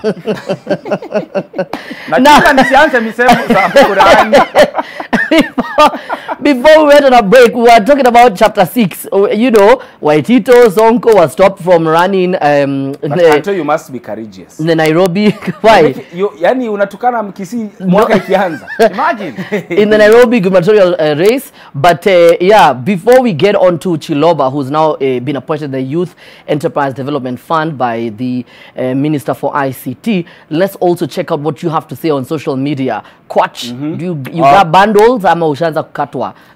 Bundles inakatwa. Oh, you know, they have already started doing that thing. Just a couple of people who are saying they are watching. Alphonse Mudui. Anasema nimeona pale tushaanza kukatwa pesa tukituma kimeumana. Wow. And also at David Neto at MC Tonjedi. He's also wishing everyone a happy new year and saying 2021 has started off so well. It's a good thing that at least people are already positive about the new year. Yeah. Let's continue with that vibration. Just your jacket that is deceiving them and stopping people from hoping. Anyway. Huyo Osoro is the only one not participating in night marathoners practices. His fellows washaanza. Please release him early. No, but Osoro's night running imeomoka. He night runs on TV. Si ndio Osoro? Ni ukweli kabisa Anthony, vile umesema na kutembea karibuni. Ndio chue ndio utachua mapati yako. Haya, as we continue with this chapter 2, chapter 6 of the Kenya Constitution prohibits you know, state officers who've been found culpable of corruption, fraud, makosa. Waitito and Sonko can't run for Nairobi elections, but we have somebody who was alleged to have been appropriated funds at IEBC. I'm talking about the former CEO Ezra Chiloba, who's now been appointed to the Youth Enterprise Development Fund. And that appointment caused a furor all over social media. And to be honest, rightfully so. I rarely take a stand, but on this one, I generally have to say, I mean, of all the youth who are competent, Chiloba, the ex-CEO of IEBC, what is wrong with us, Quatch? What is our problem? I don't know. What they say, I don't know that expression. It goes, what's good for the goose is good for the gander. Must be good for the gander. Yes. So I don't know why we are implying these rules halfway. Hold up. Osoro is wondering, what are we talking about? Goose and gander. What is good for the... Anthony, what's good for the goosey must be good for the Ugandans. For the I have genuinely never seen someone so confused in my life. Also, like, Anthony, why are you forcing me nisichue hiyo metali? Mimi ni mtu ambaye I know the metali because I even know ile nini. Okay, in a sentence. You was to bed with. In a sentence pertaining the former IEBC CEO, explain to us what's good for the goose is good for the gander. What does it mean? What is good for the goose is good for the gander is self-explanatory. I think what I was saying, Anto, yes, we shouldn't. Of course, in the leadership and integrity chapter of the Constitution, chapter 6, it should. It says very well who can and cannot hold a public office. Yes, and it's good that they've already started following through with some of those things. That if you've been found with integrity issues, whether they are still in court or you've already been prosecuted, you should not hold a public office. Because for obvious reasons. So if that's the case, then it should be cutting across. If it is, if Waititu and Sonko cannot hold public office, we should be seeing this going across. But still, this is our country. I think for me also the timing was, I think someone thought that they were going to get the timing right, because probably they thought, oh, a lot of youth will be lit, they'll be at home and they won't even notice. And this was gazetted, which means that someone sat and actually made that decision that this was going to happen. And also speaking of decisions being made, we've had 9 months to prepare. In Rwanda, to prepare for kids to go back to school, a lot of school businesses have really struggled, have suffered, some trying to make it back, and obviously parents and teachers and students alike have gone through a very, very difficult time. Now, Rwanda literally used their 9 months to get 22,000 new classes in Rwanda. We're talking about, probably if a school has 100 classes, we're talking about 220 schools that now people can go back to make sure that they maintain social distance. Meanwhile, in Kenya, our professor, our CS, the Honorable Magoha, decided that, by the way, please, Kenyan teachers and schools, do not wonder yourself. If you cannot get extra classes, please have your children sit under trees. I mean, how shady can our CS be? Anthony. I see what you did there under the trees. Anthony, and the I see what you did there. Oh, throwing shade, wakai under the shade. But anyway, still all the same. I think one thing we need to know is that kwanza mimi kitu sipendi, pole sana sitaenda na hiyo train yenu, ni hii comparison ya Rwanda. Me have been to Rwanda personally through YouTube, nimewachungulia sana. Umesema ukishukishwa nini Kigali haupotei. Kigali Rwanda. So what is wrong with the comparison? No, the point is sometimes I feel ni mu-exaggerate kabisa. Because the whole world has suffered. So let me ask you. Wao wametoa wapi pesa ya kujenga na kila mtu alikuwa anatafuta ya kukula tukule tu to survive kwanza. Sometimes I feel easy comparisons kidogo mnapea nini ounye nini our president nini pressure ya uongo ya pure kabisa. Because I mean we are in a pandemic. Rwanda ambayo GDP yao maybe ni GDP ya Nairobi, budget ya mwaka vile inasukumwa, walitoa wapi wao wakachenga mpaka madarasa? Saa hii sasa tunapewa comparison. You know, there are two things here. It's good to be optimistic, and it's one thing to be optimistic, and it's another to be a realist. When you are a realist, you will realize that saa hii tuko in a pandemic na vitu singine. I don't know why I feel like Osoro is just throwing big words, being a politician and not really saying anything. Osoro, we live in a country. Baada hiyo kisungu yote useme not saying anything. Osoro, we live in a country where we have misappropriated funds for PPEs, where we have literally had passerbys in 2020 who've been told, wewe, kuja usaini hapa na ukule hii pesa na uende. That's the country we live in. So that money was there quite. What Osoro is Anthony, siku utachua mambo ya budgets and departments na kujua hii yesi hapa ingia hapa quite malizia. So I get what you mean. That it's good to know where we are and appreciate it. But I also want to agree with Anto that in this country it's never been the issue isolated in isolation. It's about the juxtaposition. How come that in the same country where we are saying there was no money for building classrooms, we are saying there was money for doing this and this and this. And also if we were still going to go back to schools the way they were, mbona shule hazikufunguliwa July? Because I thought this time we were giving ourselves time. One was to monitor how the COVID numbers are doing and how we as a country are progressing, which the situation now was predicted from, I think, back in June when they said in September we're going to see the numbers going up, then they will start going down and things like that. And that's exactly what we have seen. So this was predicted. It was preempted. So we had this was going timing. to be the case. Watoto wangerudi tu shule September basi. We had time to plan, and we're going to go on a short commercial break. When we come back, we'll be talking about Vanessa Mdee and Rotimi. So stay in the jukes.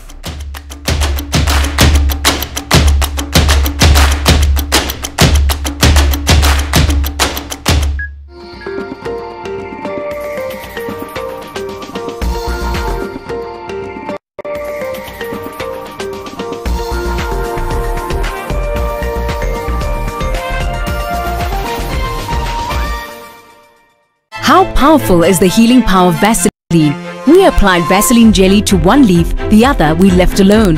After just a few days, the difference is visible. Nothing locks in moisture better to keep skin restored. That's the healing power of Vaseline. I wish I could have soft and glowing skin. New Geisha Black Soap with activated charcoal to give you soft and glowing skin. New Geisha Black Soap and New Geisha Moringa. Where is he with all the presents? We need to get going. It's the same every year. Always leaves it to the last minute. At last. But... Red Bull? And us? What about us? Yeah, what's going to happen to us? Oh, you should be happy. From now on, you can have Christmas off. Red Bull gives me wings. Maji mdosi wangu ametupa simu yangu ndani ya maji.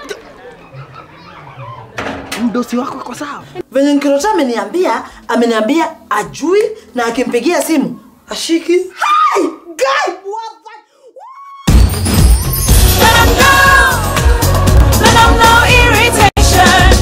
For the women who deserve more, Moped is now in Kenya and more than 40 countries. With its nylon-free surface, new Moped has unique softness and up to 100% protection. Your skin will love it.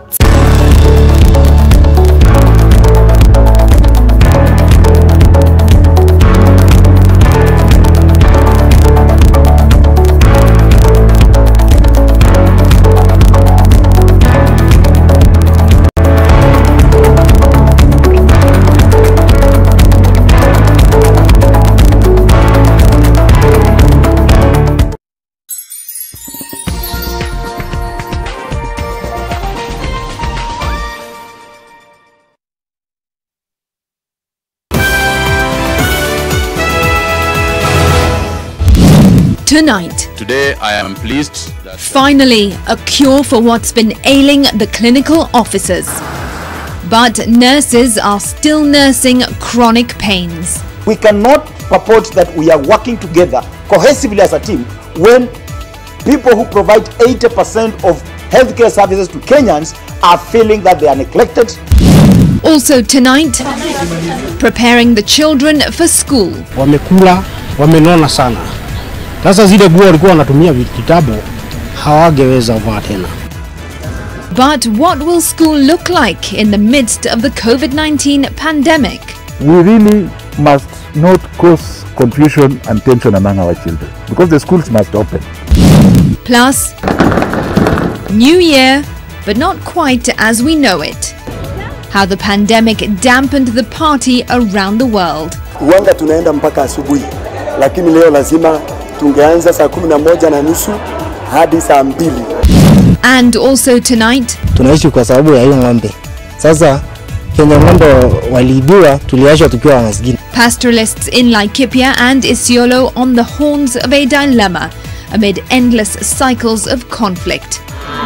Now they're trying to break the cycle. Giving somebody a cow is a symbol of everlasting friendship.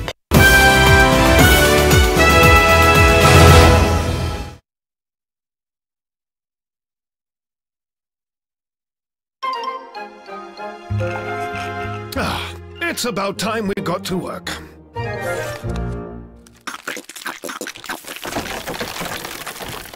There we go. Red Bull gives you wings. Wear masks in public and keep social distance of at least 1.5 meters. Limit travel if you can. Avoid public gatherings and avoid touching your eyes, nose and mouth. If you experience flu-like symptoms such as running nose or difficulty in breathing, stay home and text or call 719 for follow-up. Should you require medical advice, call 719 and speak to our counselors. This message has been brought to you by the Ministry of Health in collaboration with the European Union, Government of Canada, and Amref Health Africa. Do more to protect yourself and family from viruses that remain on the clothes. Separate laundry that has been exposed and do not shake to minimize the possibility of dispersing the virus through the air. Soaking your laundry in water and hand washing powder does more to kill germs than just a normal wash. After washing, dry your clothes in direct sunlight. They say we do the expected. We say we're more than you expect. Sunlight, more than you expect.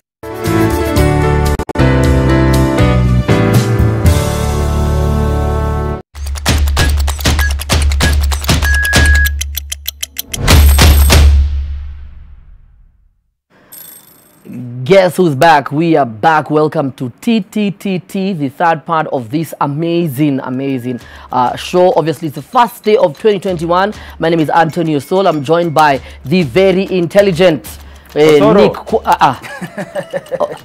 You're intelligent in your own way. Remember, I think one of the things we must remember this year is that we are all very beautifully and fearfully made, so it is okay. Quach, if you don't say it for yourself, no one will say it for you. So Osoro, Osoro strong. Osoro strong. Yes. We are with a very brave Quach who decided to wear Arsenal jersey on national. This is how I protect myself. I can't believe it. Yeah. And also we are with Mr. What would you call this guy? Osoro. We just call him Osoro. And Anthony, the only time he Arsenal ya kuachi imekuwa juu ni wakati ameanika hiyo nguo. So just to let you know. There's a DJ, he's called DJ Rix. He's asking me, how do we handle Osoro? Quach, would you like to explain to Kenyans how we handle Osoro? It's because he's far away from us. If he was close. This guy, there's no way you can handle him. You can never handle him. Can't handle him. Yeah? It's a pandemic. Huwezi muhandle. Yeah. Wow. Sawa Ken. So now, yeah, it's not it's not a bed of roses, guys, handling me. Yes. Yeah, waiting in handle. Please, can you Quach, tell us what people are saying on their Twitter handles? People are talking on the interwebs. Yes. Someone was saying here, na leo mnapeleka Osoro mbio. That's what if they knew what Osoro is doing here. And then also at the kid Tosha is saying, it is too early to tell, but we dream of brighter days. That's talking about the year, how the year is going to be. To Wangoi, I am Wangoi. He's saying, the sarcasm in studio today, see, I am sorry. Well, you are forgiven. You guys. And then at Tyler J is saying, they say what doesn't kill you hurts you a bit. What is that? I don't know where are people getting these expressions? I feel like that's a problem with the new year, by the way, especially with Kenyans. Yeah. First, they tell you Happy New Year. Yes. On 27th of December 2020. Mapema. And then they tell you Happy New Year until 15th of March. You're like, bruh, stop. And then everybody always has this phrase they throw in into everything that they're saying. Guys, it's okay. It's okay. It is fine. And speaking of it not being okay, we cannot continue with this third part until Quach first concludes what he has to say about our CS for Education, Magoha. Yeah. I just think... you know, the basic units of a country and how you know how a country is being run is very few things. It's the health sector, the education sector, the security, but that's almost basically it. Yeah? Yes. And, you know, if we look at our country currently, it's just this day, we are happy that today the health CS has come out to say that the other health workers are going back to work, but it's been a mess. The last few, like 2 months, it's been a mess in the health sector. Our security, we've just had the other day a high school student alivunja makarao vibaya sana. I don't know if you guys saw that. Yeah, we actually get into that one. Yeah, the Nini student was released today. Yes. And now here we are with education. Kids are going back to school. No one is sure what they're going to do, where they're going to... You know, Mimi as a parent... Parent of who? As a parent, I already received a notification. I'm being told you'll have to provide masks for your kids and hand sanitizers. You'll have to provide that too. So I don't know how this is going to work. We have just seen in the news right now, another parent is saying watoto walikula wamenona wanapasua nguo. You know, it's not going to be an easy task. It's true, it's realistic what they're saying, make do with what you have, which is what the CS meant when he was saying go learn under trees and things like that. But what we are saying is we had the time, we've had some resources. What have we done with it? For someone who I think I've got a bit of experience, for someone whose parents have a school, just name dropping there, my mom's school, Fairvale Junior School in Donholm. Nishure ama nishure? Please, my mom's school is a school, not shule. Wako na school pass? Let me just confirm, wako na school pass? Billy. Yes. Have they gone for a trip to South Africa? What? South Africa? Yes, we were in Cape Town. What are you talking about? Okay, anyway, the you people like so now obviously Kitambo they used to just eat, you know, in class and whatever. Now they've had to build like a whole dining hall just so students can stay away from each other.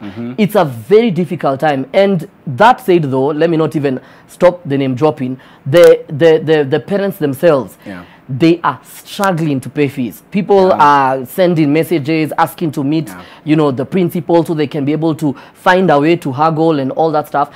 And the parents actually had this conversation and asked asked, you know, Kenya, the government, to find ways how they can be able, for example, to create a fund so they can be able to pay fees.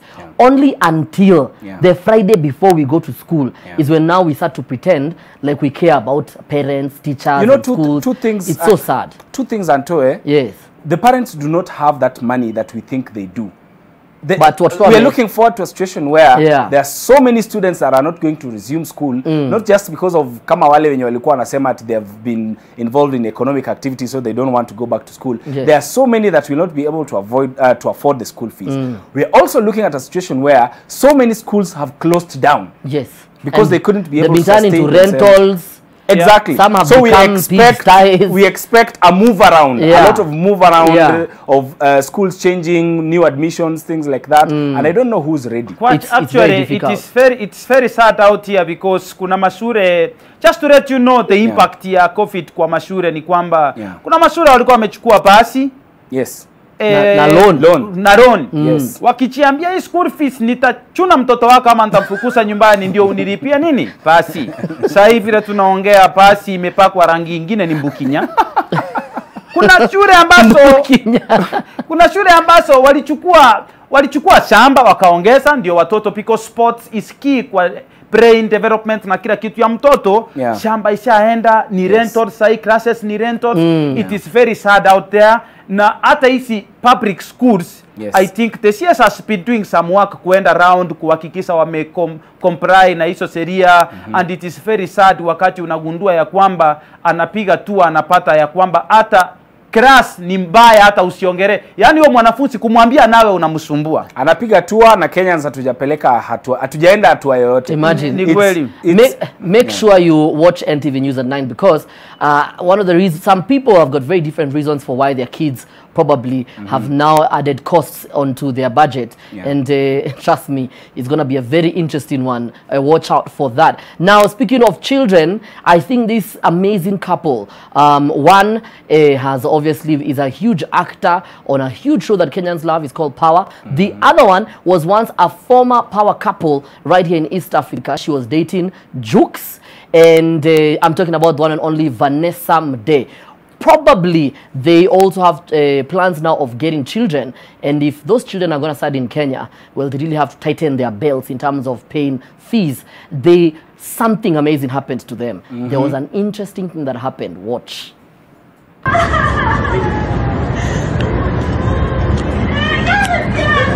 Kwenye video nyingi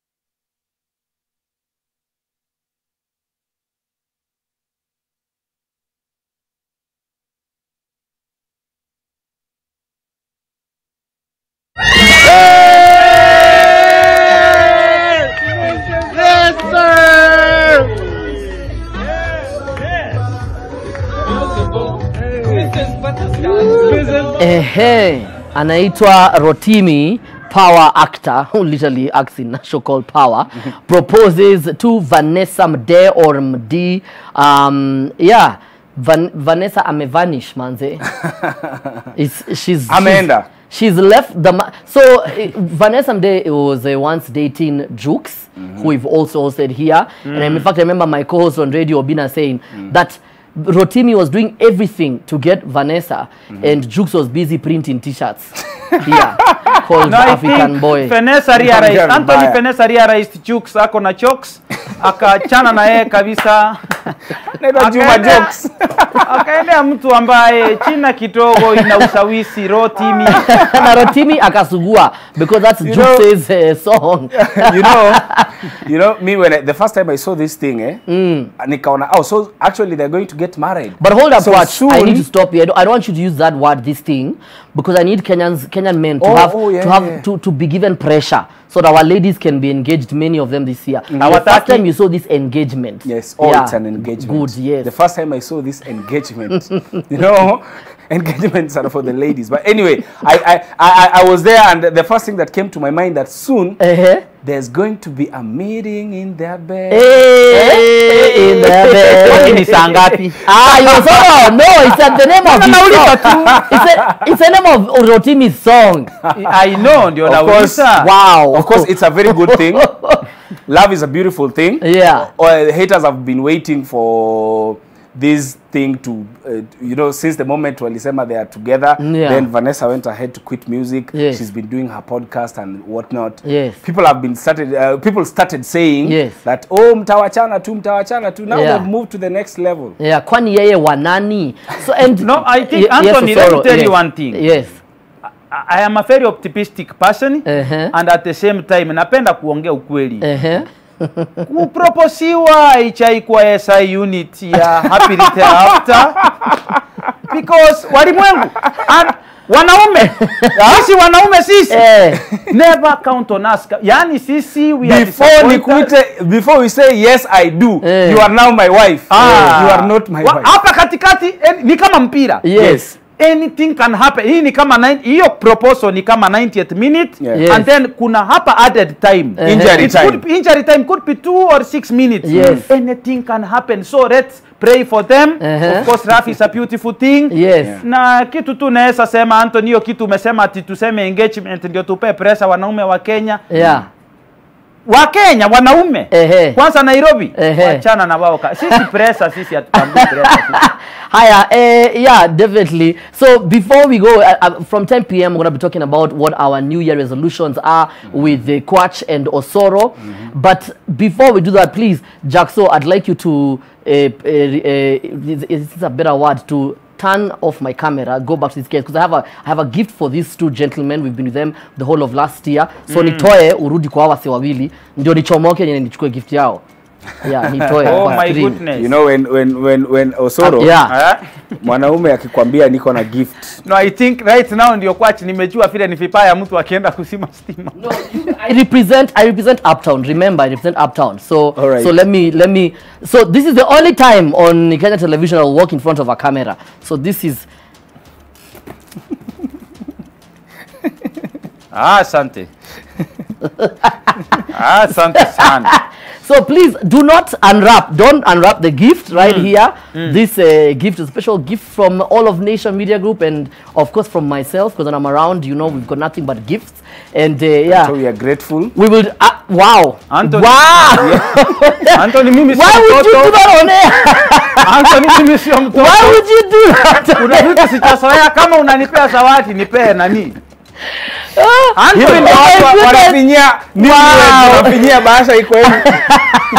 We are going to unwrap the gift at 10 p.m. when we meet on The Trend. And today we have a very special guest. Her video is trending all over Kenya. She sang about 2020 and people told her, oh my God, why did you sing that song? Because now see what has happened. Let's find out if her new song 2021 that is trending on YouTube at #1 is going to be a blessing or it's going to be something else. I'm talking about Justina Siokau, and we're going to be talking about everything that happened all over 2020 as we prepare for 2021. My name is Antonio Soul. Keep tuning me at Antonio Soul at NTV Kenya. Use the hashtag TTTT. Let's get on to hashtag Hey Anto. I'm obviously with the very amazing at Nick Kwach on Twitter and at Cyprian Anthony, sitakusahau, achana na tweet kabisa. Box mimi. There's something inside. There's probably a voucher. Wow. Anthony, you know, our soul is not used to things. You know what? There could be a car inside. Yes, Which there's a car. Thank you. You get a car, he gets a car. We are coming back. Yeah. And right about now, it's time for NTV News with Smithy Vidyarthi. Keep it locked.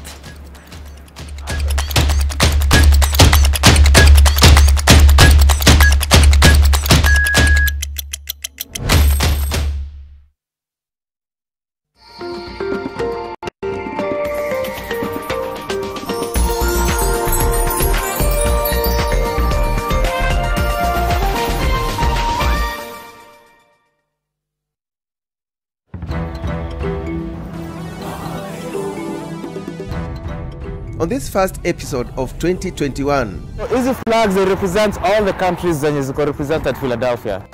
The sights and sounds of Philadelphia through the eyes of Kenyan teacher Paul Musumba. Plus, is living and working in the US a bed of roses? Oh, no. Abroad is not a bed of roses at all. That you really have got to work hard. This Saturday at 7:30 p.m. only on NTV.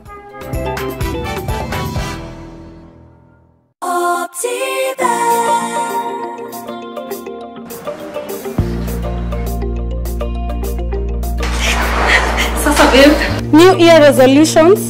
Didn't you say the very same things last year? A bit of pressure on how to unlock the new year 2021? Select a plot of value-added land within Garden of Joy gated community off Koma Kennel Road, Machakos. Now kuamue January na 21K with Optiven. Call us now on 0790 300 300. Optiven Limited. Experience the difference. Welcome to Kenya School of Medical Science and Technology, Thika. A place to change the course of your destiny. We offer medical, health, hospitality, IT, business, fashion.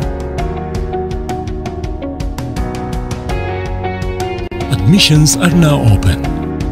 Experts Business College is a professional training institution located within Thika town. Since our inception, we are known for our exciting approach to tertiary education and training. For the last decade, many students have graduated and taken successful career paths. We strongly believe that the students that we teach should possess the required skills and competencies to compete effectively in the global market. We offer courses in journalism, business management, human resource, ICT, among others. For more information, contact us on the details on your screen.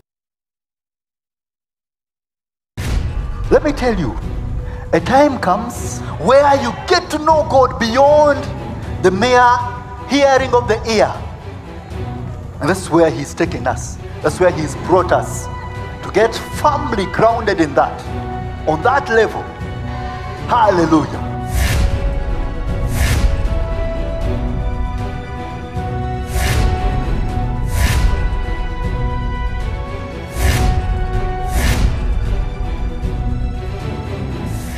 Change can be disruptive, but Business Daily has got you covered from Monday to Friday.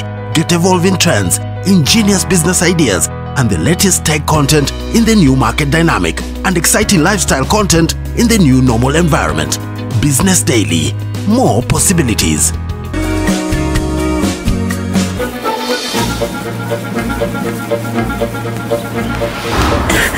I just wanted to make a call. Call me if you receive this. How does he know I got married? Who told him about it? Does Fina feel sick? No, I don't. You may leave, Martin. What's wrong with Roberta? Roberta is carrying a child. If I had known about my pregnancy a few days before, I could have stopped the wedding. I'm an imbecile. I'm an imbecile. Matias, what's the matter with you?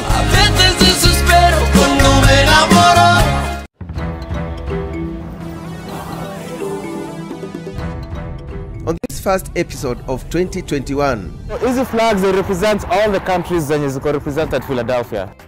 The sights and sounds of Philadelphia through the eyes of Kenyan teacher Paul Musumba. Plus, is living and working in the US a bed of roses? No. Abroad is not a bed of roses at all. That you really have got to work hard. This Saturday at 7:30 p.m. only on NTV. Do you need to send your parcel or document during this period? The Nation Courier Services, with over 15 years of distribution experience, will deliver it for you. We deliver to every corner of Kenya. Due to our strong distribution network, have overnight door-to-door service and same-day intra-city service with the security and safety of the client's shipment guaranteed. Your parcel is our priority. We'll deliver it for you. Contact us for delivery on courierservices@ke.nationmedia.com or call 0719 038 739.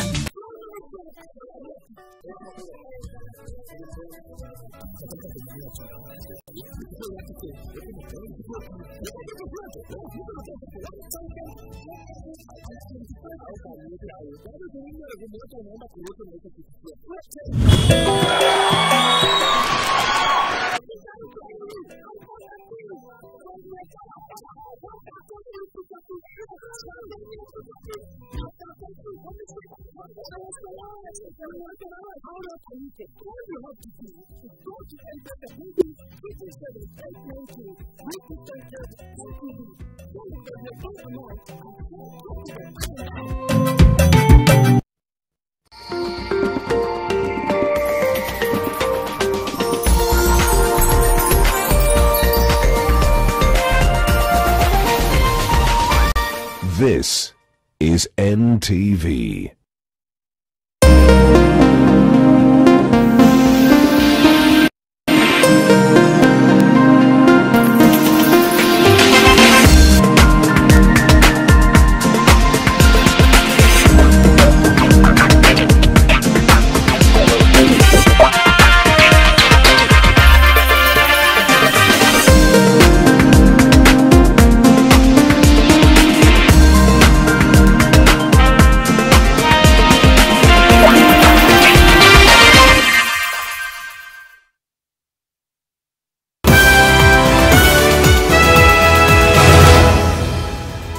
Hello and a very happy new year to you all. Thanks so much for making time for us right here on NTV Weekend Edition. It is the 1st of January 2021. Here's what we have lined up for you. Tonight, today I am pleased that finally a cure for what's been ailing the clinical officers. But nurses are still nursing chronic pains. We cannot purport that we are working together cohesively as a team when people who provide 80% of healthcare services to Kenyans are feeling that they are neglected. Also tonight, preparing the children for school. Wamekula, wamenona sana. Sasa zile nguo walikuwa wanatumia kitambo hawangeweza vaa tena. But what will school look like in the midst of the COVID-19 pandemic? We really must not cause confusion and tension among our children because the schools must open. Plus, New Year, but not quite as we know it. How the pandemic dampened the party around the world. Huanga tunaenda mpaka asubuhi, lakini leo lazima tungeanza saa 11:30 hadi saa 2. And also tonight, tunaishi kwa sababu ya hiyo ng'ombe. Sasa Kenya ng'ombe waliibiwa, tuliacha tukiwa maskini. Pastoralists in Laikipia and Isiolo on the horns of a dilemma amid endless cycles of conflict. Now they're trying to break the cycle. Giving somebody a cow is a symbol of everlasting friendship.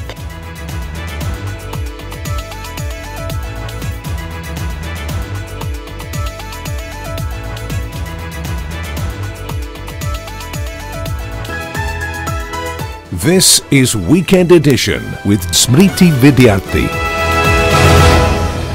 Great to have you with us. Flora Atieno joins us in sign language interpretation tonight.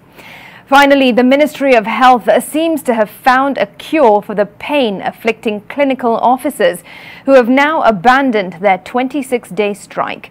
But the government is yet to come to an understanding with the nurses' union. Meanwhile, as the country looks forward to a COVID-19 vaccine, the government says the jab will not be mandatory. Eunice Omolo starts us off. As the country counts down until the first batch of the COVID vaccine arrives into the country, the Ministry of Health says that the government will order more doses from various companies to ensure that the country's need is met. Even as you talk about the Oxfords, the Seneca, the AstraZeneca vaccine, we are also negotiating with the others as well, including the Sinopharm in China. We are looking at the Pfizer's. We are looking at all the other vaccines that have been approved within the World Health Organization. Health CS Mutahi Kagwe also emphasized that no one will be forced to be part of the vaccination drive, even as the country categorized the key population first in line for the vaccine among the 20% of the country's population. The operative term being offered. There is no mandatory vaccination of anybody. It is people who will wish to do so. The ministry warned that the number of COVID-19 infections is expected to rise in January, but had some good news for the ailing health sector, that the government and the clinical officers had signed a return-to-work agreement ending a 26-day strike. This also comes just a week after the doctors' union inked a return-to-work deal with the government. To our members, we have come to this end. We want to ask you that we continue offering service as from the time that we have actually asked you to go back to work, and all the issues we can assure you that it will be addressed as the commitment has been given to us by the state through the CS, and we want to assure you that we will fully cooperate and we will fully work together. When you consider that our kids are going back to school within a couple of days, we really hope that it will be in an environment in which healthcare is not a negotiated issue, but a guaranteed issue for them. Meanwhile, the nurses' union is still tending to some sore spots. We cannot purport that we are working together cohesively as a team when people who provide 80% of healthcare services to Kenyans are feeling that they are neglected. The union says it's open to talks with the government to end their strike. We are saying that we are not ready to enter into an agreement where cardinal issues are agreed upon so that our CBA can be completed, so that the 2021 year should be a year of nursing service to the people of Kenya and not a year of industrial actions and the year of strikes. We're looking at new ways of working so that we do not resort to strikes on matters that could be very amicably agreed upon without necessarily industrial action on the matter. So just to state that from the outset, that everything is on the table and we are discussing with everybody. The national and county governments and the nurses union are expected to sign a return-to-work deal on Monday, the 4th of January. Eunice Omolo, NTV. Now, the government says it expects a 100% turnout in the first week of the second term when schools reopen on Monday. Education Cabinet Secretary Professor George Magoha says while more has been said about the cons of the reopening, the government says it will ensure the school year will take off smoothly. Leila Mohammed reports. A quick inspection revealed the last-minute rush in schools to be COVID-19 proof come Monday when they open doors for physical learning after months of students being away. Because you have managed the other term very well, and I want every Kenyan, including the noisemakers, to laud our teachers. Because we opened for 3 million, and nobody is seeing that we opened for 3 million. They are seeing a few handfuls that had problems. Now, anyway, that is being Kenyan for you, isn't it? Professor Magoha is not denying that there are some challenges going into the reopening of schools come January the 4th. However, he says come hell or high water, every single child should go back to school on Monday. But then he says wearing of masks will be key to enable the disease not to spread further in schools. There are classrooms and we shall not achieve social distance, isn't it? I expect my teachers to be innovative according to the situation. There are many schools in the arid and semi-arid areas that shall achieve it because they don't have the numbers. Where the numbers are large, I expect, first of all the children to be masked. Water will be a key part of what will be the new normal for the pupils. The government says it will ensure this key commodity flows freely to all. We really must not cause confusion and tension among our children because the schools must open. So if we find that there are deficiencies of water in any part of the country, the government shall address it as and when it is necessary. We are going to make sure that our children come back to school. For the thousands whose private schools will not reopen in 96 hours, Magoha says government schools will open their doors to them but under strict guidelines. The Ministry of Education has a policy which will follow how the children performed before and will place them in schools appropriate to where they should have been in the first place. The government is expected to make an announcement on the end of the COVID-19 measures on Sunday and what it means for learners preparing to go back to schools. Magoha will be in Murang'a Saturday and says the government will make a detailed announcement come Sunday. Leila Mohammed, NTV. Well, while it may be a new year, the classic back-to-school rush remains unchanged as parents are pulling all the stops to ensure their children are well prepared for the reopening of schools. Gina Kirori samples some of the views and worries that parents have as their children relearn how to learn again. It is back to school, and not just for the students, but for parents too. From the roadside to shops, these parents in thicker areas spared no coin in buying the much-needed items come the reopening of schools this Monday. And according to the parents, having had their children home for months has put extra weight on their pockets. Wamekula, wamenona sana. Sasa zile nguo walikuwa wanatumia kitabu hawangeweza vaa tena. Wenye ulikuwa unafikiria hata viatu, kuanzia kwa viatu, nguo zote haziwatoshi. The parents also complained that the pandemic left them cash strapped. Wazazi wengi walipoteza kazi na hawana hiyo pesa hata ya kurudisha watoto shule. So ningeomba serikali isaidie wale wenye hawajiwezi na wanarudisha watoto shule. Kumekuwa na muda mgumu sana kwa kila mtu. Wazazi wanalalamika hakuna pesa.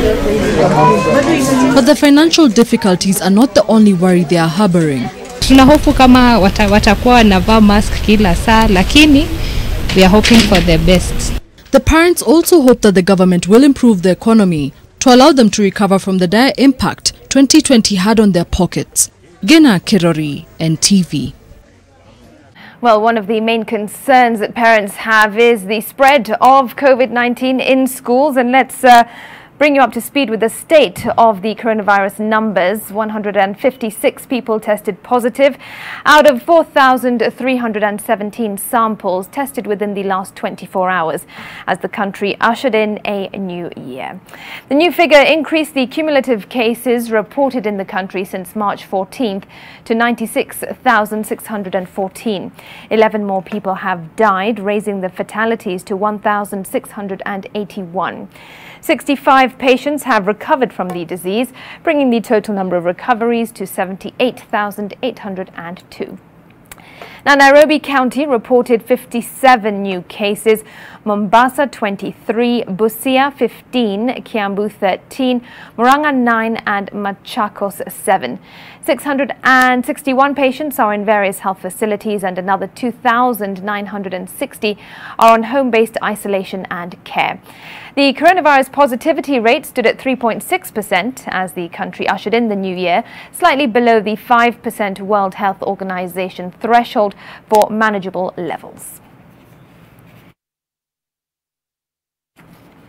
Ushering in a new year signifies a huge milestone in many people's lives, and often the best way they know how to celebrate is with loved ones or in places of worship. The 2020 to 2021 crossover was a rather unusual one though, with many confined to the limits of the government's measures due to the COVID-19 pandemic. But that didn't stop the party for all. Helen Aura brings us more.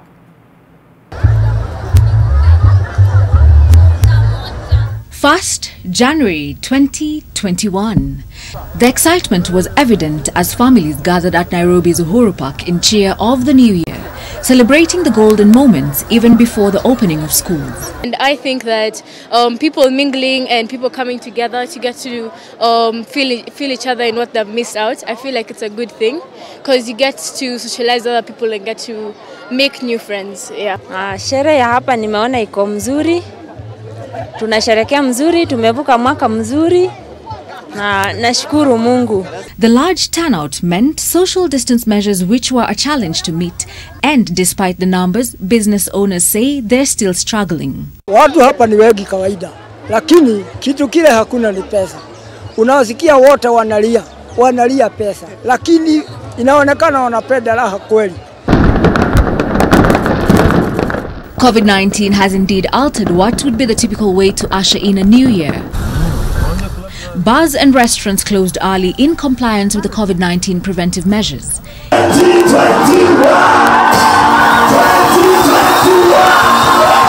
Kiambu County, this group of faithfuls could not contain their excitement at the Overcomers Chapel in Kikuyu, but they were forced to celebrate the crossover earlier than 12 a.m. Uwanga tunaenda mpaka asubuhi, lakini leo lazima tungeanza saa 11:30 hadi saa 2.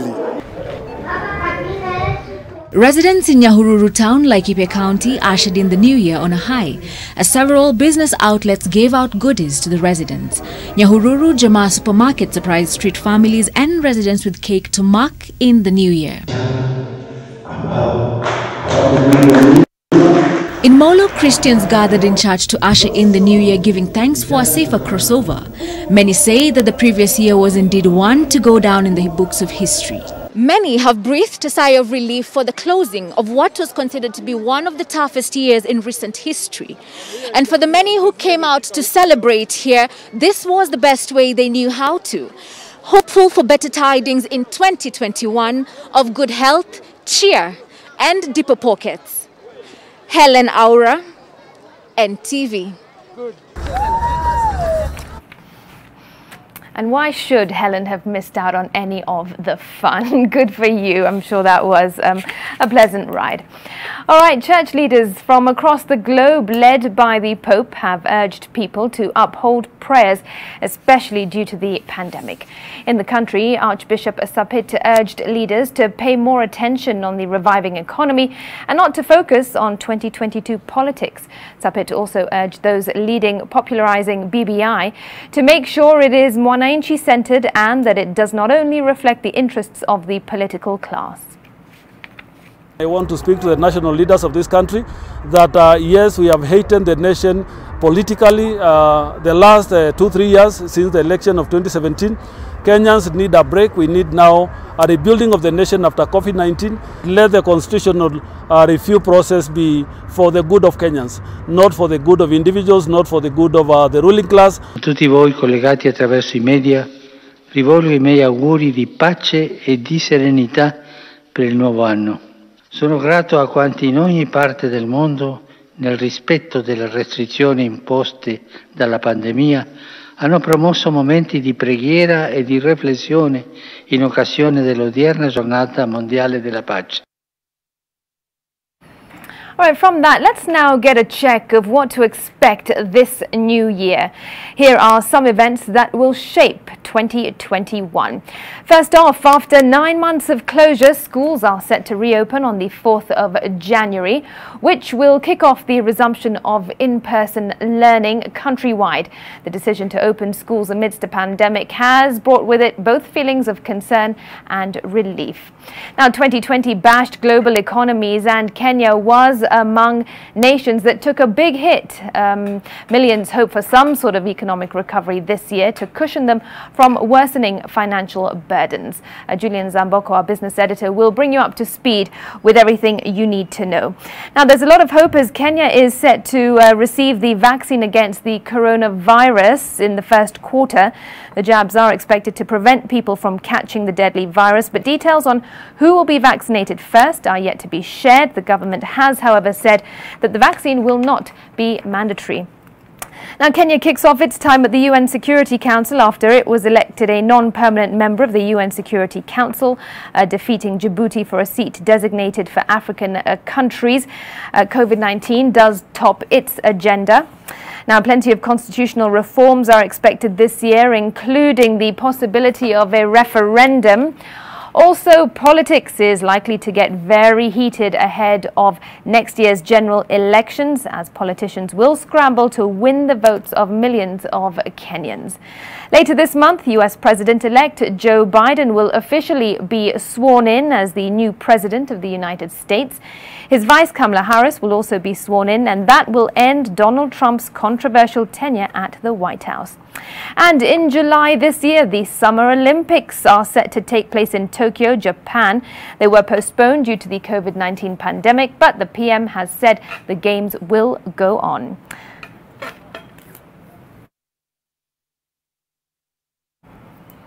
All right, so plenty to look forward to this year. Now, as we take a break, let's take a moment to appreciate these breathtaking views of the first sunrise of 2021, as captured on the beaches of Chigasaki in Japan.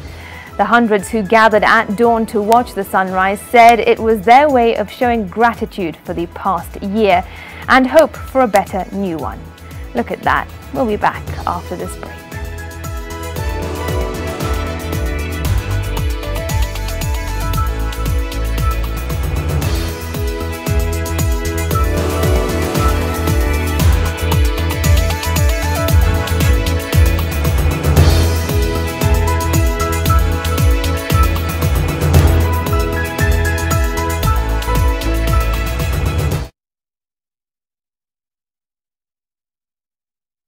When they flip and roll and start to crawl away, tape diapers can be hard to put on. Then it's time for all-round fit Pampers pants. Easy to pull on even when they're moving around for a great fit and up to 12 hours of dryness. And easy to remove. Just tear the sides, lift away, roll up the pants, and you're all done. Now available in size 6. Pampers. Love, sleep and play.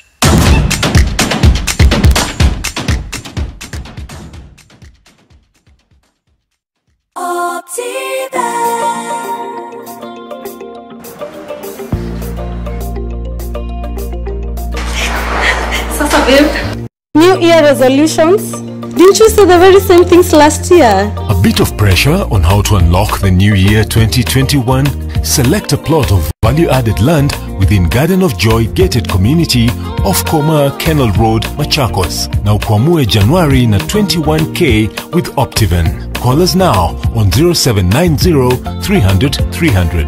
Optiven Limited. Experience the difference.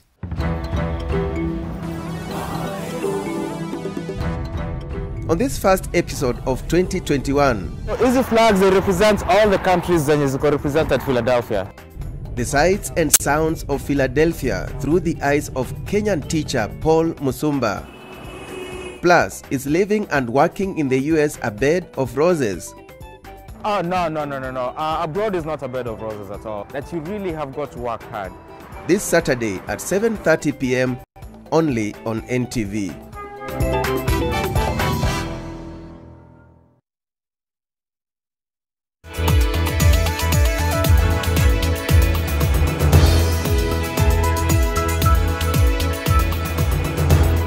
Thanks for staying with us. Now, communities living along the border of Laikipia and Isiolo, where conflict has been rife, have gotten a reprieve after well-wishers donated livestock to those who lost theirs during a deadly conflict at the end of last year. Naoma Sampao was in the region and brings us this story. The perennial insecurity in Laikipia North has dented Laikipia's county's economy. Ranches operating in the region have often found themselves at the center of the conflicts. With drought slowly creeping in, there is concern that it may trigger animosity. Ranch owners have begun an operation to sensitize the community in order to prevent hostility and a flare-up. Ultimately, our community is our security. Our security is the community's security, and we believe that sort of real oneness and to break down any barriers of us and them is critically important. In mid-2020, a conflict ensued when raiders invaded homes of the communities living around this area. Cowsheds were swept clean and family members killed. Sisi naumia kwa sababu hata hiyo familia kuna watoto wadogo ile ambaye amewashiwa, napata msaidizi, napata masiwa na ambaye hata anasaidia ile watoto iko na shule. Tunaishi kwa sababu ya hiyo ng'ombe. Sasa penye ng'ombe waliibiwa tuliachwa tukiwa maskini.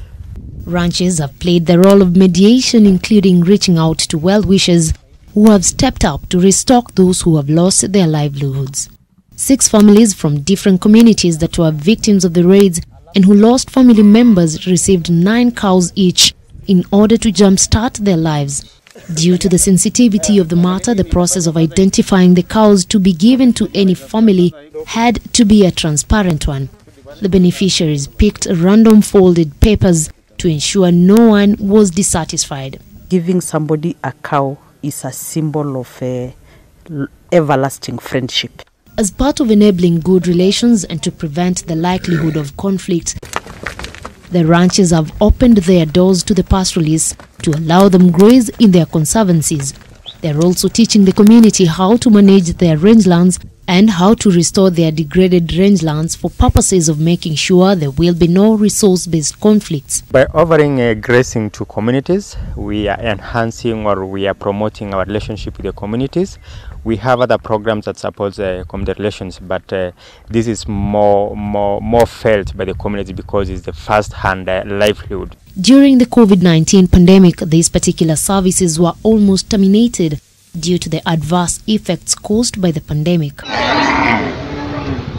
However, the conservancies received a boost from the government, which has enabled them to pull through.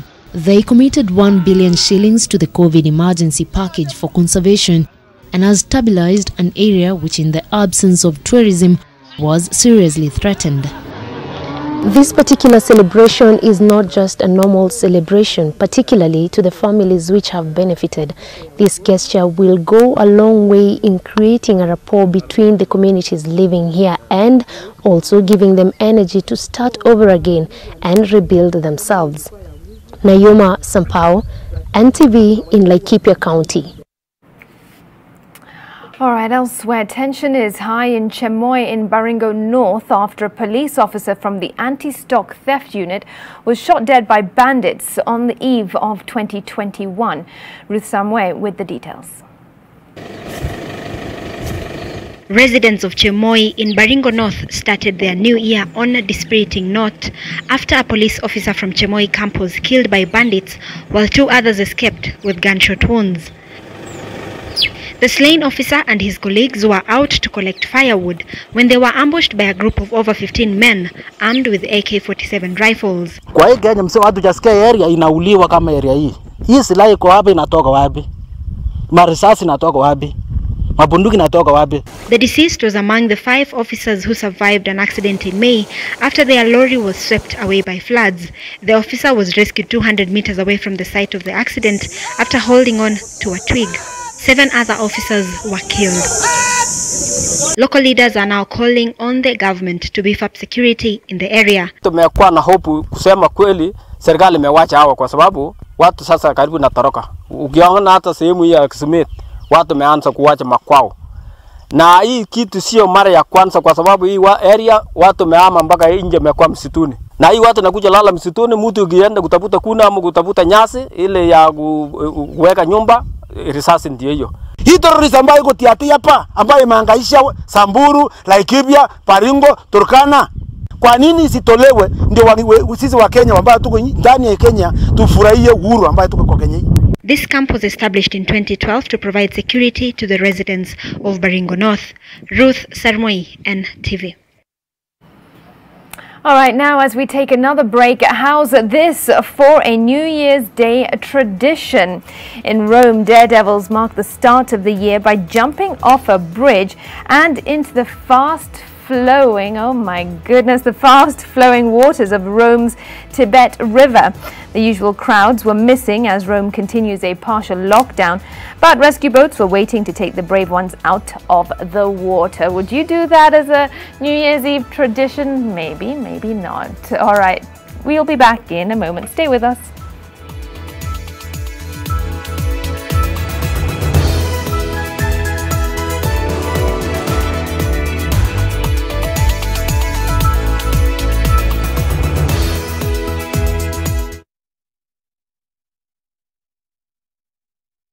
Maji mdosi wangu ametupa simu yangu ndani ya maji.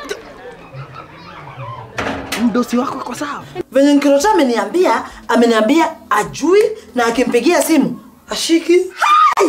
Guy! What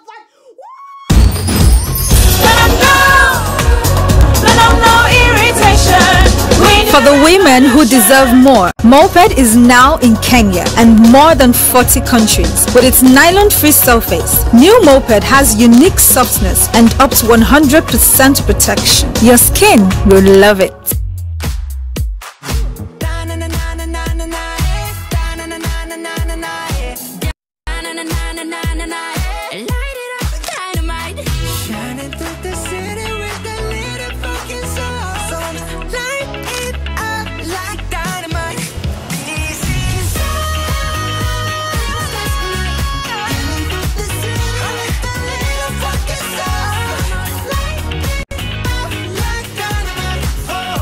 We encourage pregnant mothers to attend antenatal clinics and deliver in hospitals. People on long-term care, such as those with diabetes, hypertension, HIV, and TB, are encouraged to keep attending their clinics for follow-up and taking medication as recommended by their doctors. Let's protect the elderly, ourselves, and everyone by adhering to the COVID-19 preventive measures this festive season. This message has been brought to you by the Ministry of Health in collaboration with the European Union, the Government of Canada, and Amref Health Africa.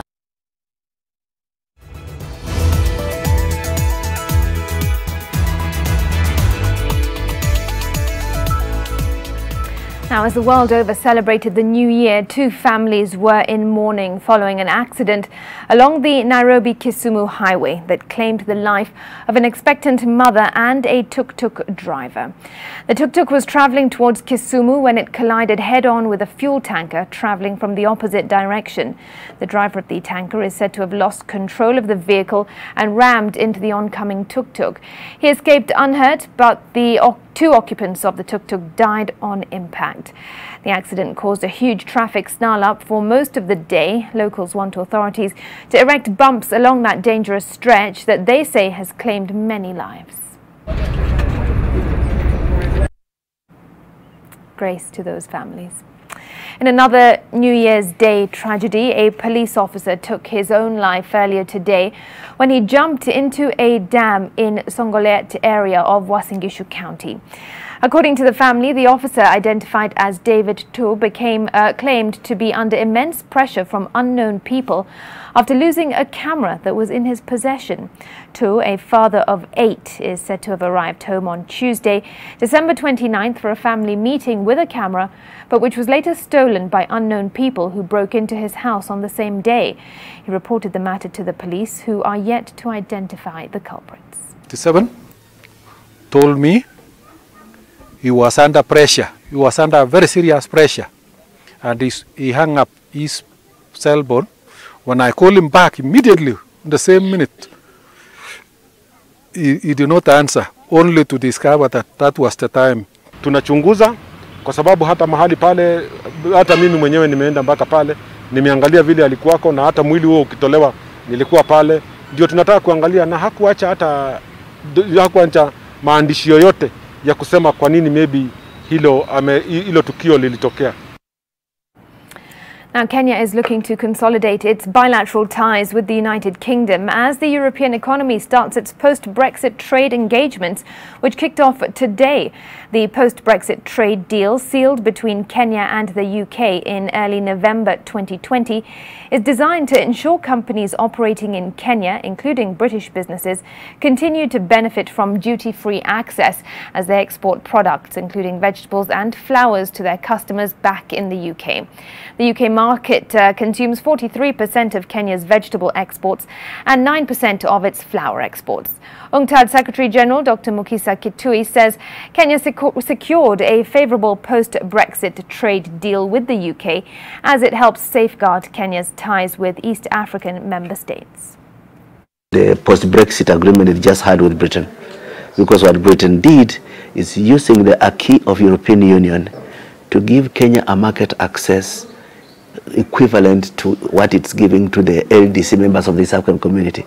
So there's no contradiction between Kenya's market access and its neighbors in the community.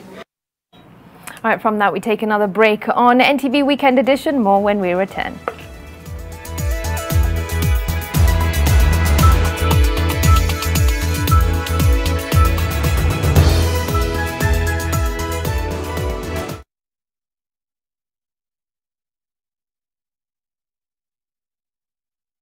Maritime Tips brought to you by Kenya Maritime Authority. Preserve our marine environment. Oceans are a source of food, employment, recreation, fishing, shipping, and tourism. Marine pollution causes loss of marine life. Oil spills disrupt marine activities. Therefore, properly dispose litter on waste bins during beach excursions. Do not throw plastic litter or pour oil into marine waters. Cut down on plastic use. Do not endanger marine life. Influence change near you. Share what you know with your friends and family. Try planting more and more trees. Report any accident or incident to the Regional Maritime Rescue Coordination Center. In case of any emergencies at sea, call the Regional Maritime Rescue Coordination Center on 0721 368 313 or 037 719 414. Learn more about shipping, the blue economy and maritime activities by visiting us at www.kma.go.ke.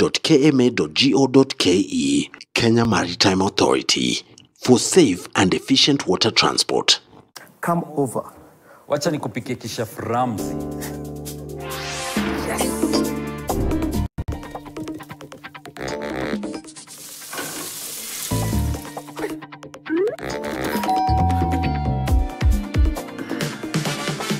Rena vegetable oil stays liquid to the last drop, so it's smooth cooking from start to finish.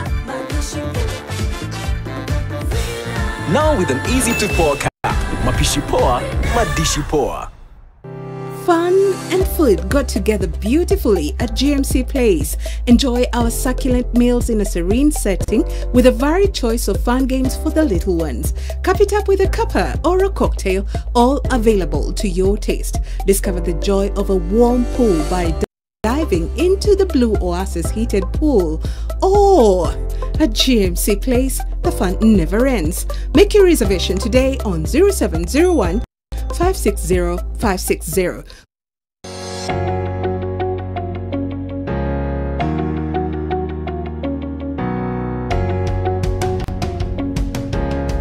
We offer medical, health, hospitality, IT, business, fashion. Admissions are now open.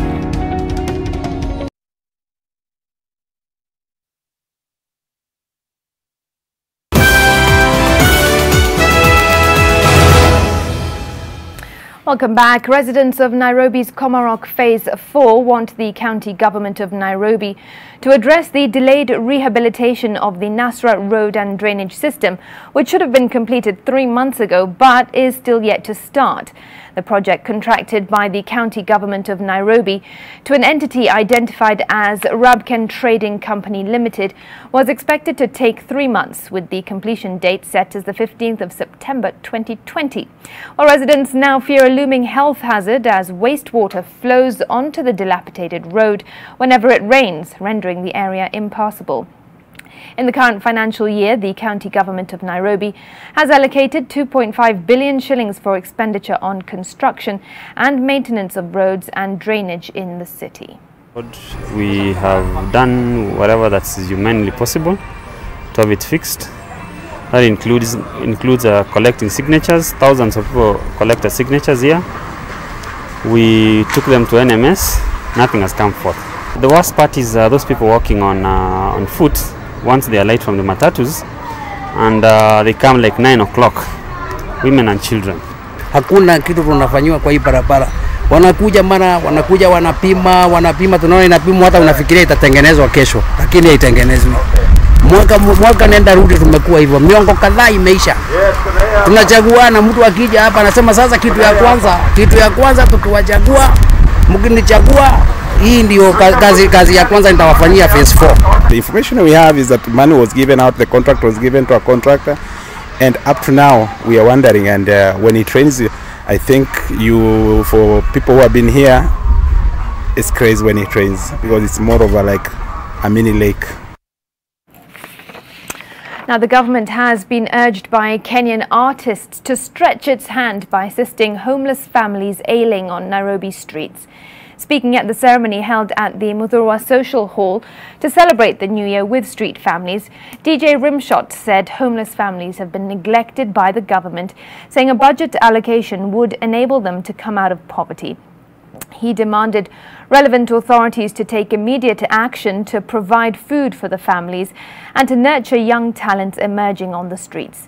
The event was held to show love and care to the less fortunate.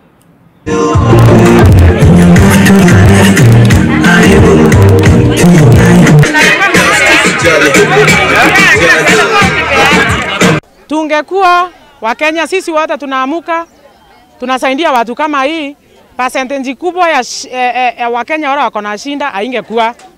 Yule mtu anaweza jipea chakula mara 3, tafadhali tunaomba. Lisha mtu mwingine bali fulani. Juu hao watu wote unaona hapo wako na watoto wanapeleka shule, wengine wanapeleka secondary school. Na kama sisi wala tunajiweza, tunaweza wasaidia, tunaweza songa pamoja. Serikali imeachilia wa street kids sana. Kwanza mambo ya ID, unakuta wakitaka kuchukua ID kama sasa niko na like 50 kids wenye wamefika over 18, wananisumbua wananiambia niwasaidie kuchukua ID. So mimi naweza taka serikali kwanza wale wamefikisha 18 wawasaidie, ambao at least ukute wakiwa na hizo ID wanaweza tafuta. All right, from that, the sports news is coming your way in just a moment. Stay with us.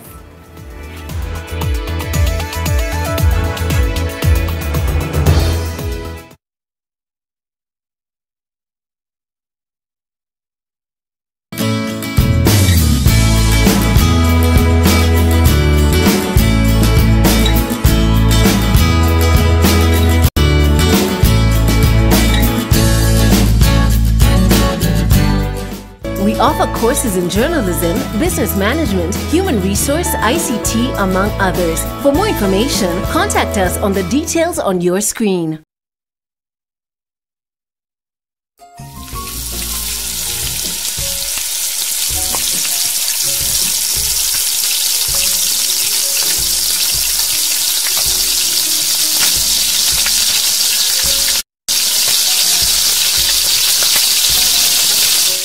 Rena vegetable oil stays liquid to the last drop, so it's smooth cooking from start to finish. Now with an easy to pour cap. Mapishi poa, madishi poa.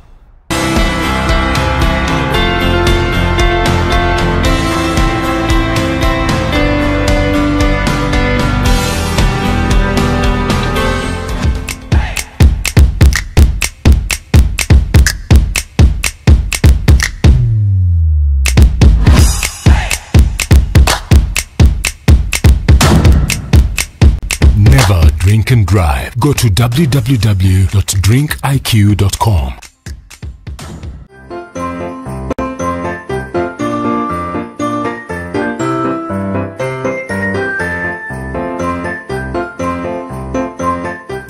Christmas. Jaza jaza. Kwa sababu there's a whooping 1 million bob to be won. All you have to do ni kupiga shopping worth 1,500 and above. Na uko ndani ya draw. Krisi, ibambe na Quickmart. Quickmart, fresh and easy.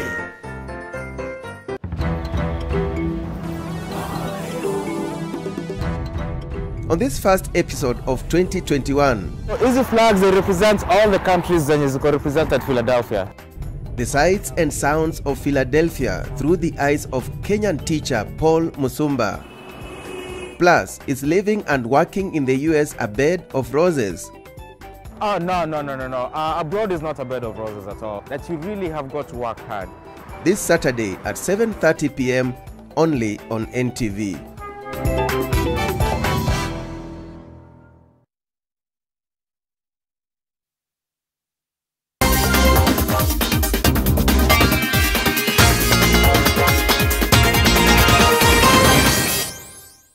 Welcome to the sports news. The Tongil Modo national team Jasiri has won the Mombasa Open Tongil Modo International Martial Arts Championship title for the last 8 years. Jasiri won a total of 104 medals in the last year's edition. So what's behind their secret, behind their dominance? Let's find out. Advantage moja ya mashindano haya ni kwa kwamba Kenya inaweza kufili wachezaji wengi kuliko vile tukienda nchi za ngambo hatuwezi kuona na timu kubwa ya wachezaji. Na pia vile wachezaji wetu wakija kuprepare mashindano kama tuna train na way that wanaweza kuwa wanacheza category 2, 3 ama wengine 5 ama 6. Wanaweza wengine wanacheza vitengo vya kibinafsi na wengine wanafanya vya timu. Kwa hivyo tunachezesha sana wachezaji ambao wako multi talented na wanaweza shinda katika kategori hii ama ile nyingine. Alafu ukiangalia watoto nimeona wengi wanaibukia. Na ndio kabisa. Unajua mashindano ukitaka yanawiri kabisa unaanza kutrain watoto wakiwa wadogo. Na wachezaji wengi ambao wako katika national team wengi wametrain zaidi ya miaka 10, 15 na kwa hivi sasa wamebobea kabisa na wanaweza kupambana na wengine wao wa kimataifa. Pia kwa upande mwingine ufadhili ambao tumekuwa tukipata katika serikali imeweza kutuwezesha kununua equipments. Kama ukiangalia katika kiwanja tuko na equipment za kisasa kabisa. So wachezaji wetu kwa miaka 7 iliyopita sasa, huu mwaka wa 8, wameweza kuwa na uzoefu kucheza katika environment ambao ni ya kimataifa. Na mchezo wa Tongil Modo duniani kiujumla na barani Afrika utausemaje? Unapiga hatua?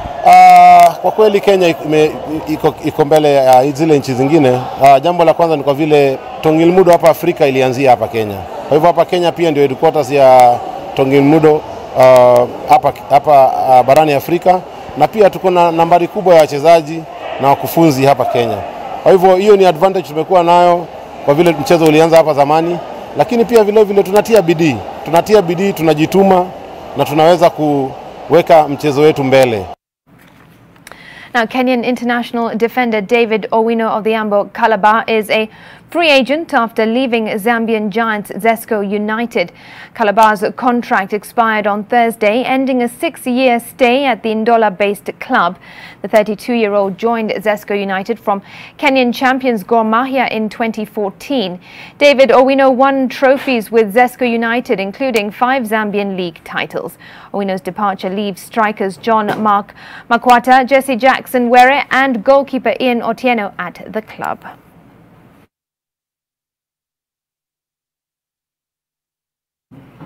Now, Premier League action continues tonight when Manchester United take on Aston Villa at Old Trafford. United will be without forward Edison Cavani, who has begun serving a 3-match ban after pleading guilty to a misconduct charge relating to a social media post. Defender Victor Lindelof missed the win over Wolves because of a back problem and could be absent again. Aston Villa have Tyrone Mings available after serving a one-match ban, I should say. Ross Barkley is expected to be fit for the first time since he sustained a hamstring injury early in the home defeat against Brighton on the 21st of November. Meanwhile, Everton are playing West Ham United at Goodison Park.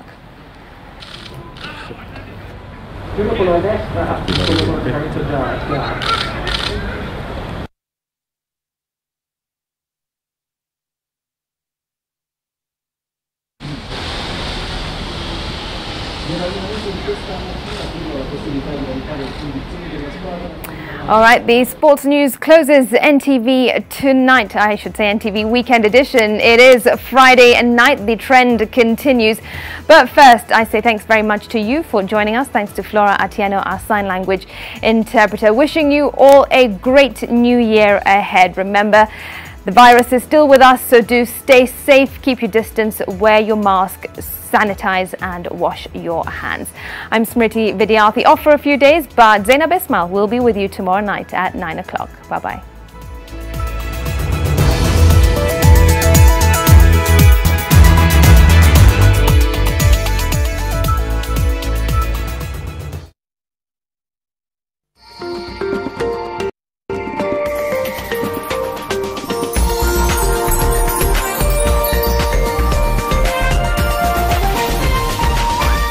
This is NTV.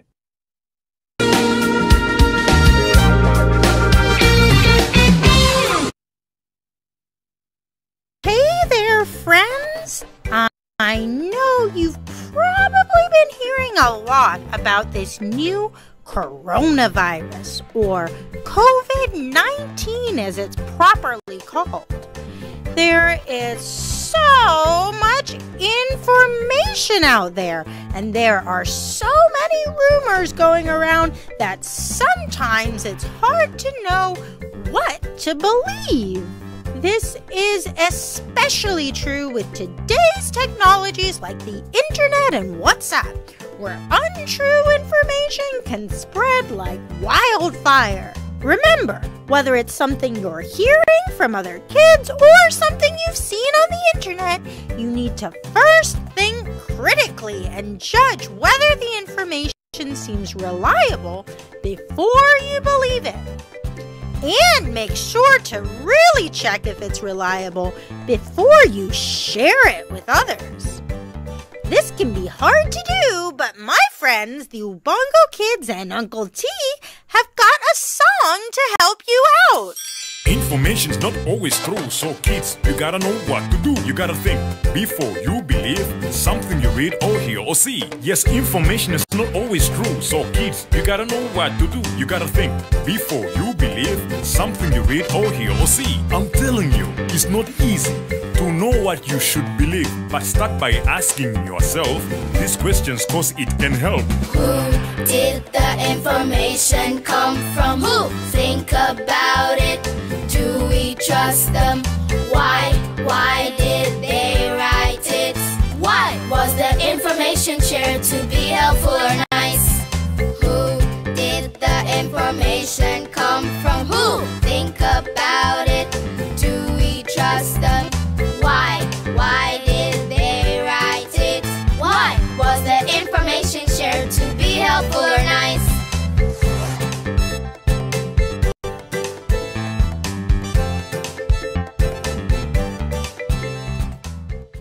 If you've got questions about the COVID-19 coronavirus, ask an adult to help you look it up from a trusted source. The World Health Organization, or WHO, is a great place to start. They've even got a Mythbusters page where they talk about common rumors and whether or not they're true. For information specific to your country, look for announcements and information shared by your Ministry of Health. In the meantime, remember to wash your hands regularly with soap and water for at least 20 seconds and try not to touch your eyes, nose, or mouth. See you next time, kids! Toodaloo! Who did the information come from? Who? Think about it. Do we trust them? Why? Or to be helpful or nice?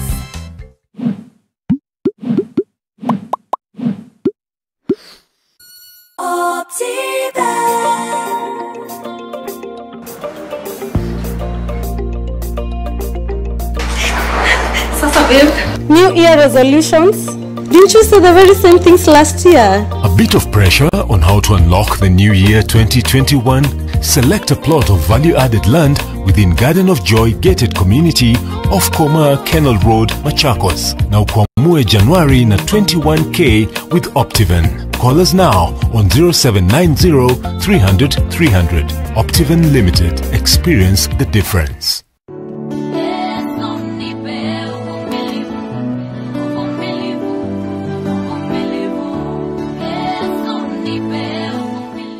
They recognize that there is no wall that you can build that can keep the enemy away from you if God doesn't keep you safe. And that's a big lesson for us.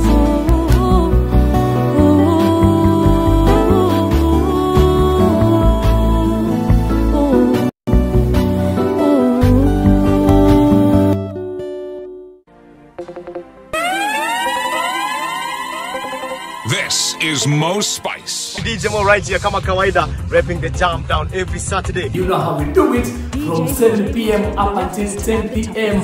on Nation FM 96.3, where we bring you nothing but great music with the most spice heads. Hashtag Jump Down KE. What your son mazina for noma sana, and this time is bigger and better. MCJ watching passing through. Let's do this every Saturday, 10 p.m. Kaboom! Yaga!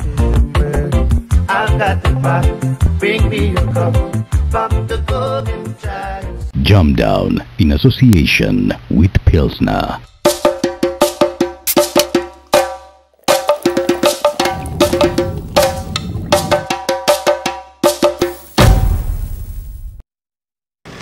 Do you need to send your parcel or document during this period? The Nation Courier Services, with over 15 years of distribution experience, will deliver it for you. We deliver to every corner of Kenya. Due to our strong distribution network, have overnight door-to-door service and same-day intra-city service with the security and safety of the client's shipment guaranteed. Your parcel is our priority. We'll deliver it for you. Contact us for delivery on courier services at ke.nationmedia.com or call 0719 038 739. It's one platform where everybody has a voice. If we don't have jobs, if we don't have money, if our business... Hosted by the King of Wit. Do you know the Bible to that much detail? Ama hizi ni zile tu zinaendanishana na dhambi zenye unajua. It's basically everybody's show. Vitamin C ni cassava, shauri ya nguvu. Vitamin D ni dania. Ana chakula, anaimba. I have decided. The Wicked Edition with Dr. King Ori and the Guesswork CEO, Kinya Jui. The Kisumu County Assembly specializes in stimulants, to be specific, concentrated coffee. Where humor meets sense. Moses Kuri alinitwanga hapa serious. Soldiers wanakuanga wameka polisi kitu. Mbona nyinyi mkimbiangi mkituona? The Wicked Edition. Every Friday at 7:30 p.m. only on NTV. In your paper this week, torturous journey back. Post-COVID recovery will be slow and tough for economies due to limited resources. Bankable markets. Kenyan banks find Rwanda profitable for its business. Plus our opinion leaders. Ceasefire. Continental Trade Bloc should preach peace in the Horn of Africa by Raphael Obonyo. Yaenda. COVID-19, absence of summit meeting strike a blow to East African community integration. For this and more stories, get your copy of the East African.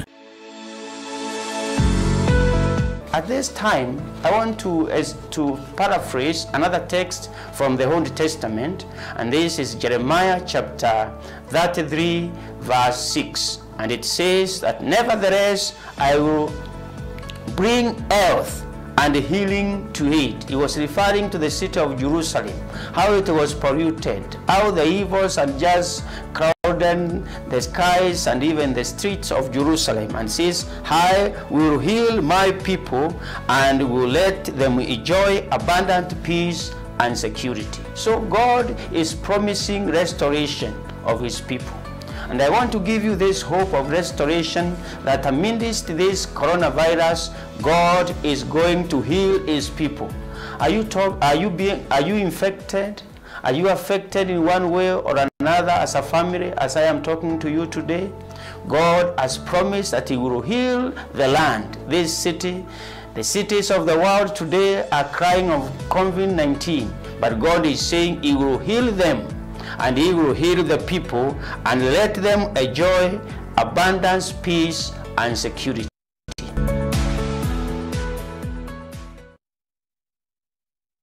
Akili, akili, akili, akili. Let's chase the germs away. Let's chase the germs away by keeping our hands clean. And when you want to sneeze or when you want to cough, do it in your elbow.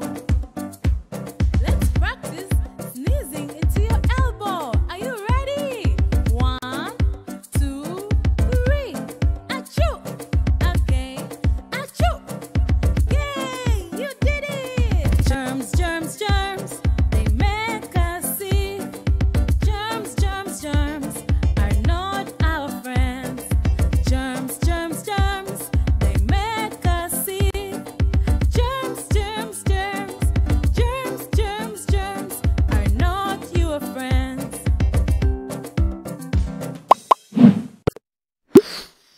Nilianza na kuuza viazi and nilikuwa nauzia marikiti. So I was conned money and like how much approximately? 2.8.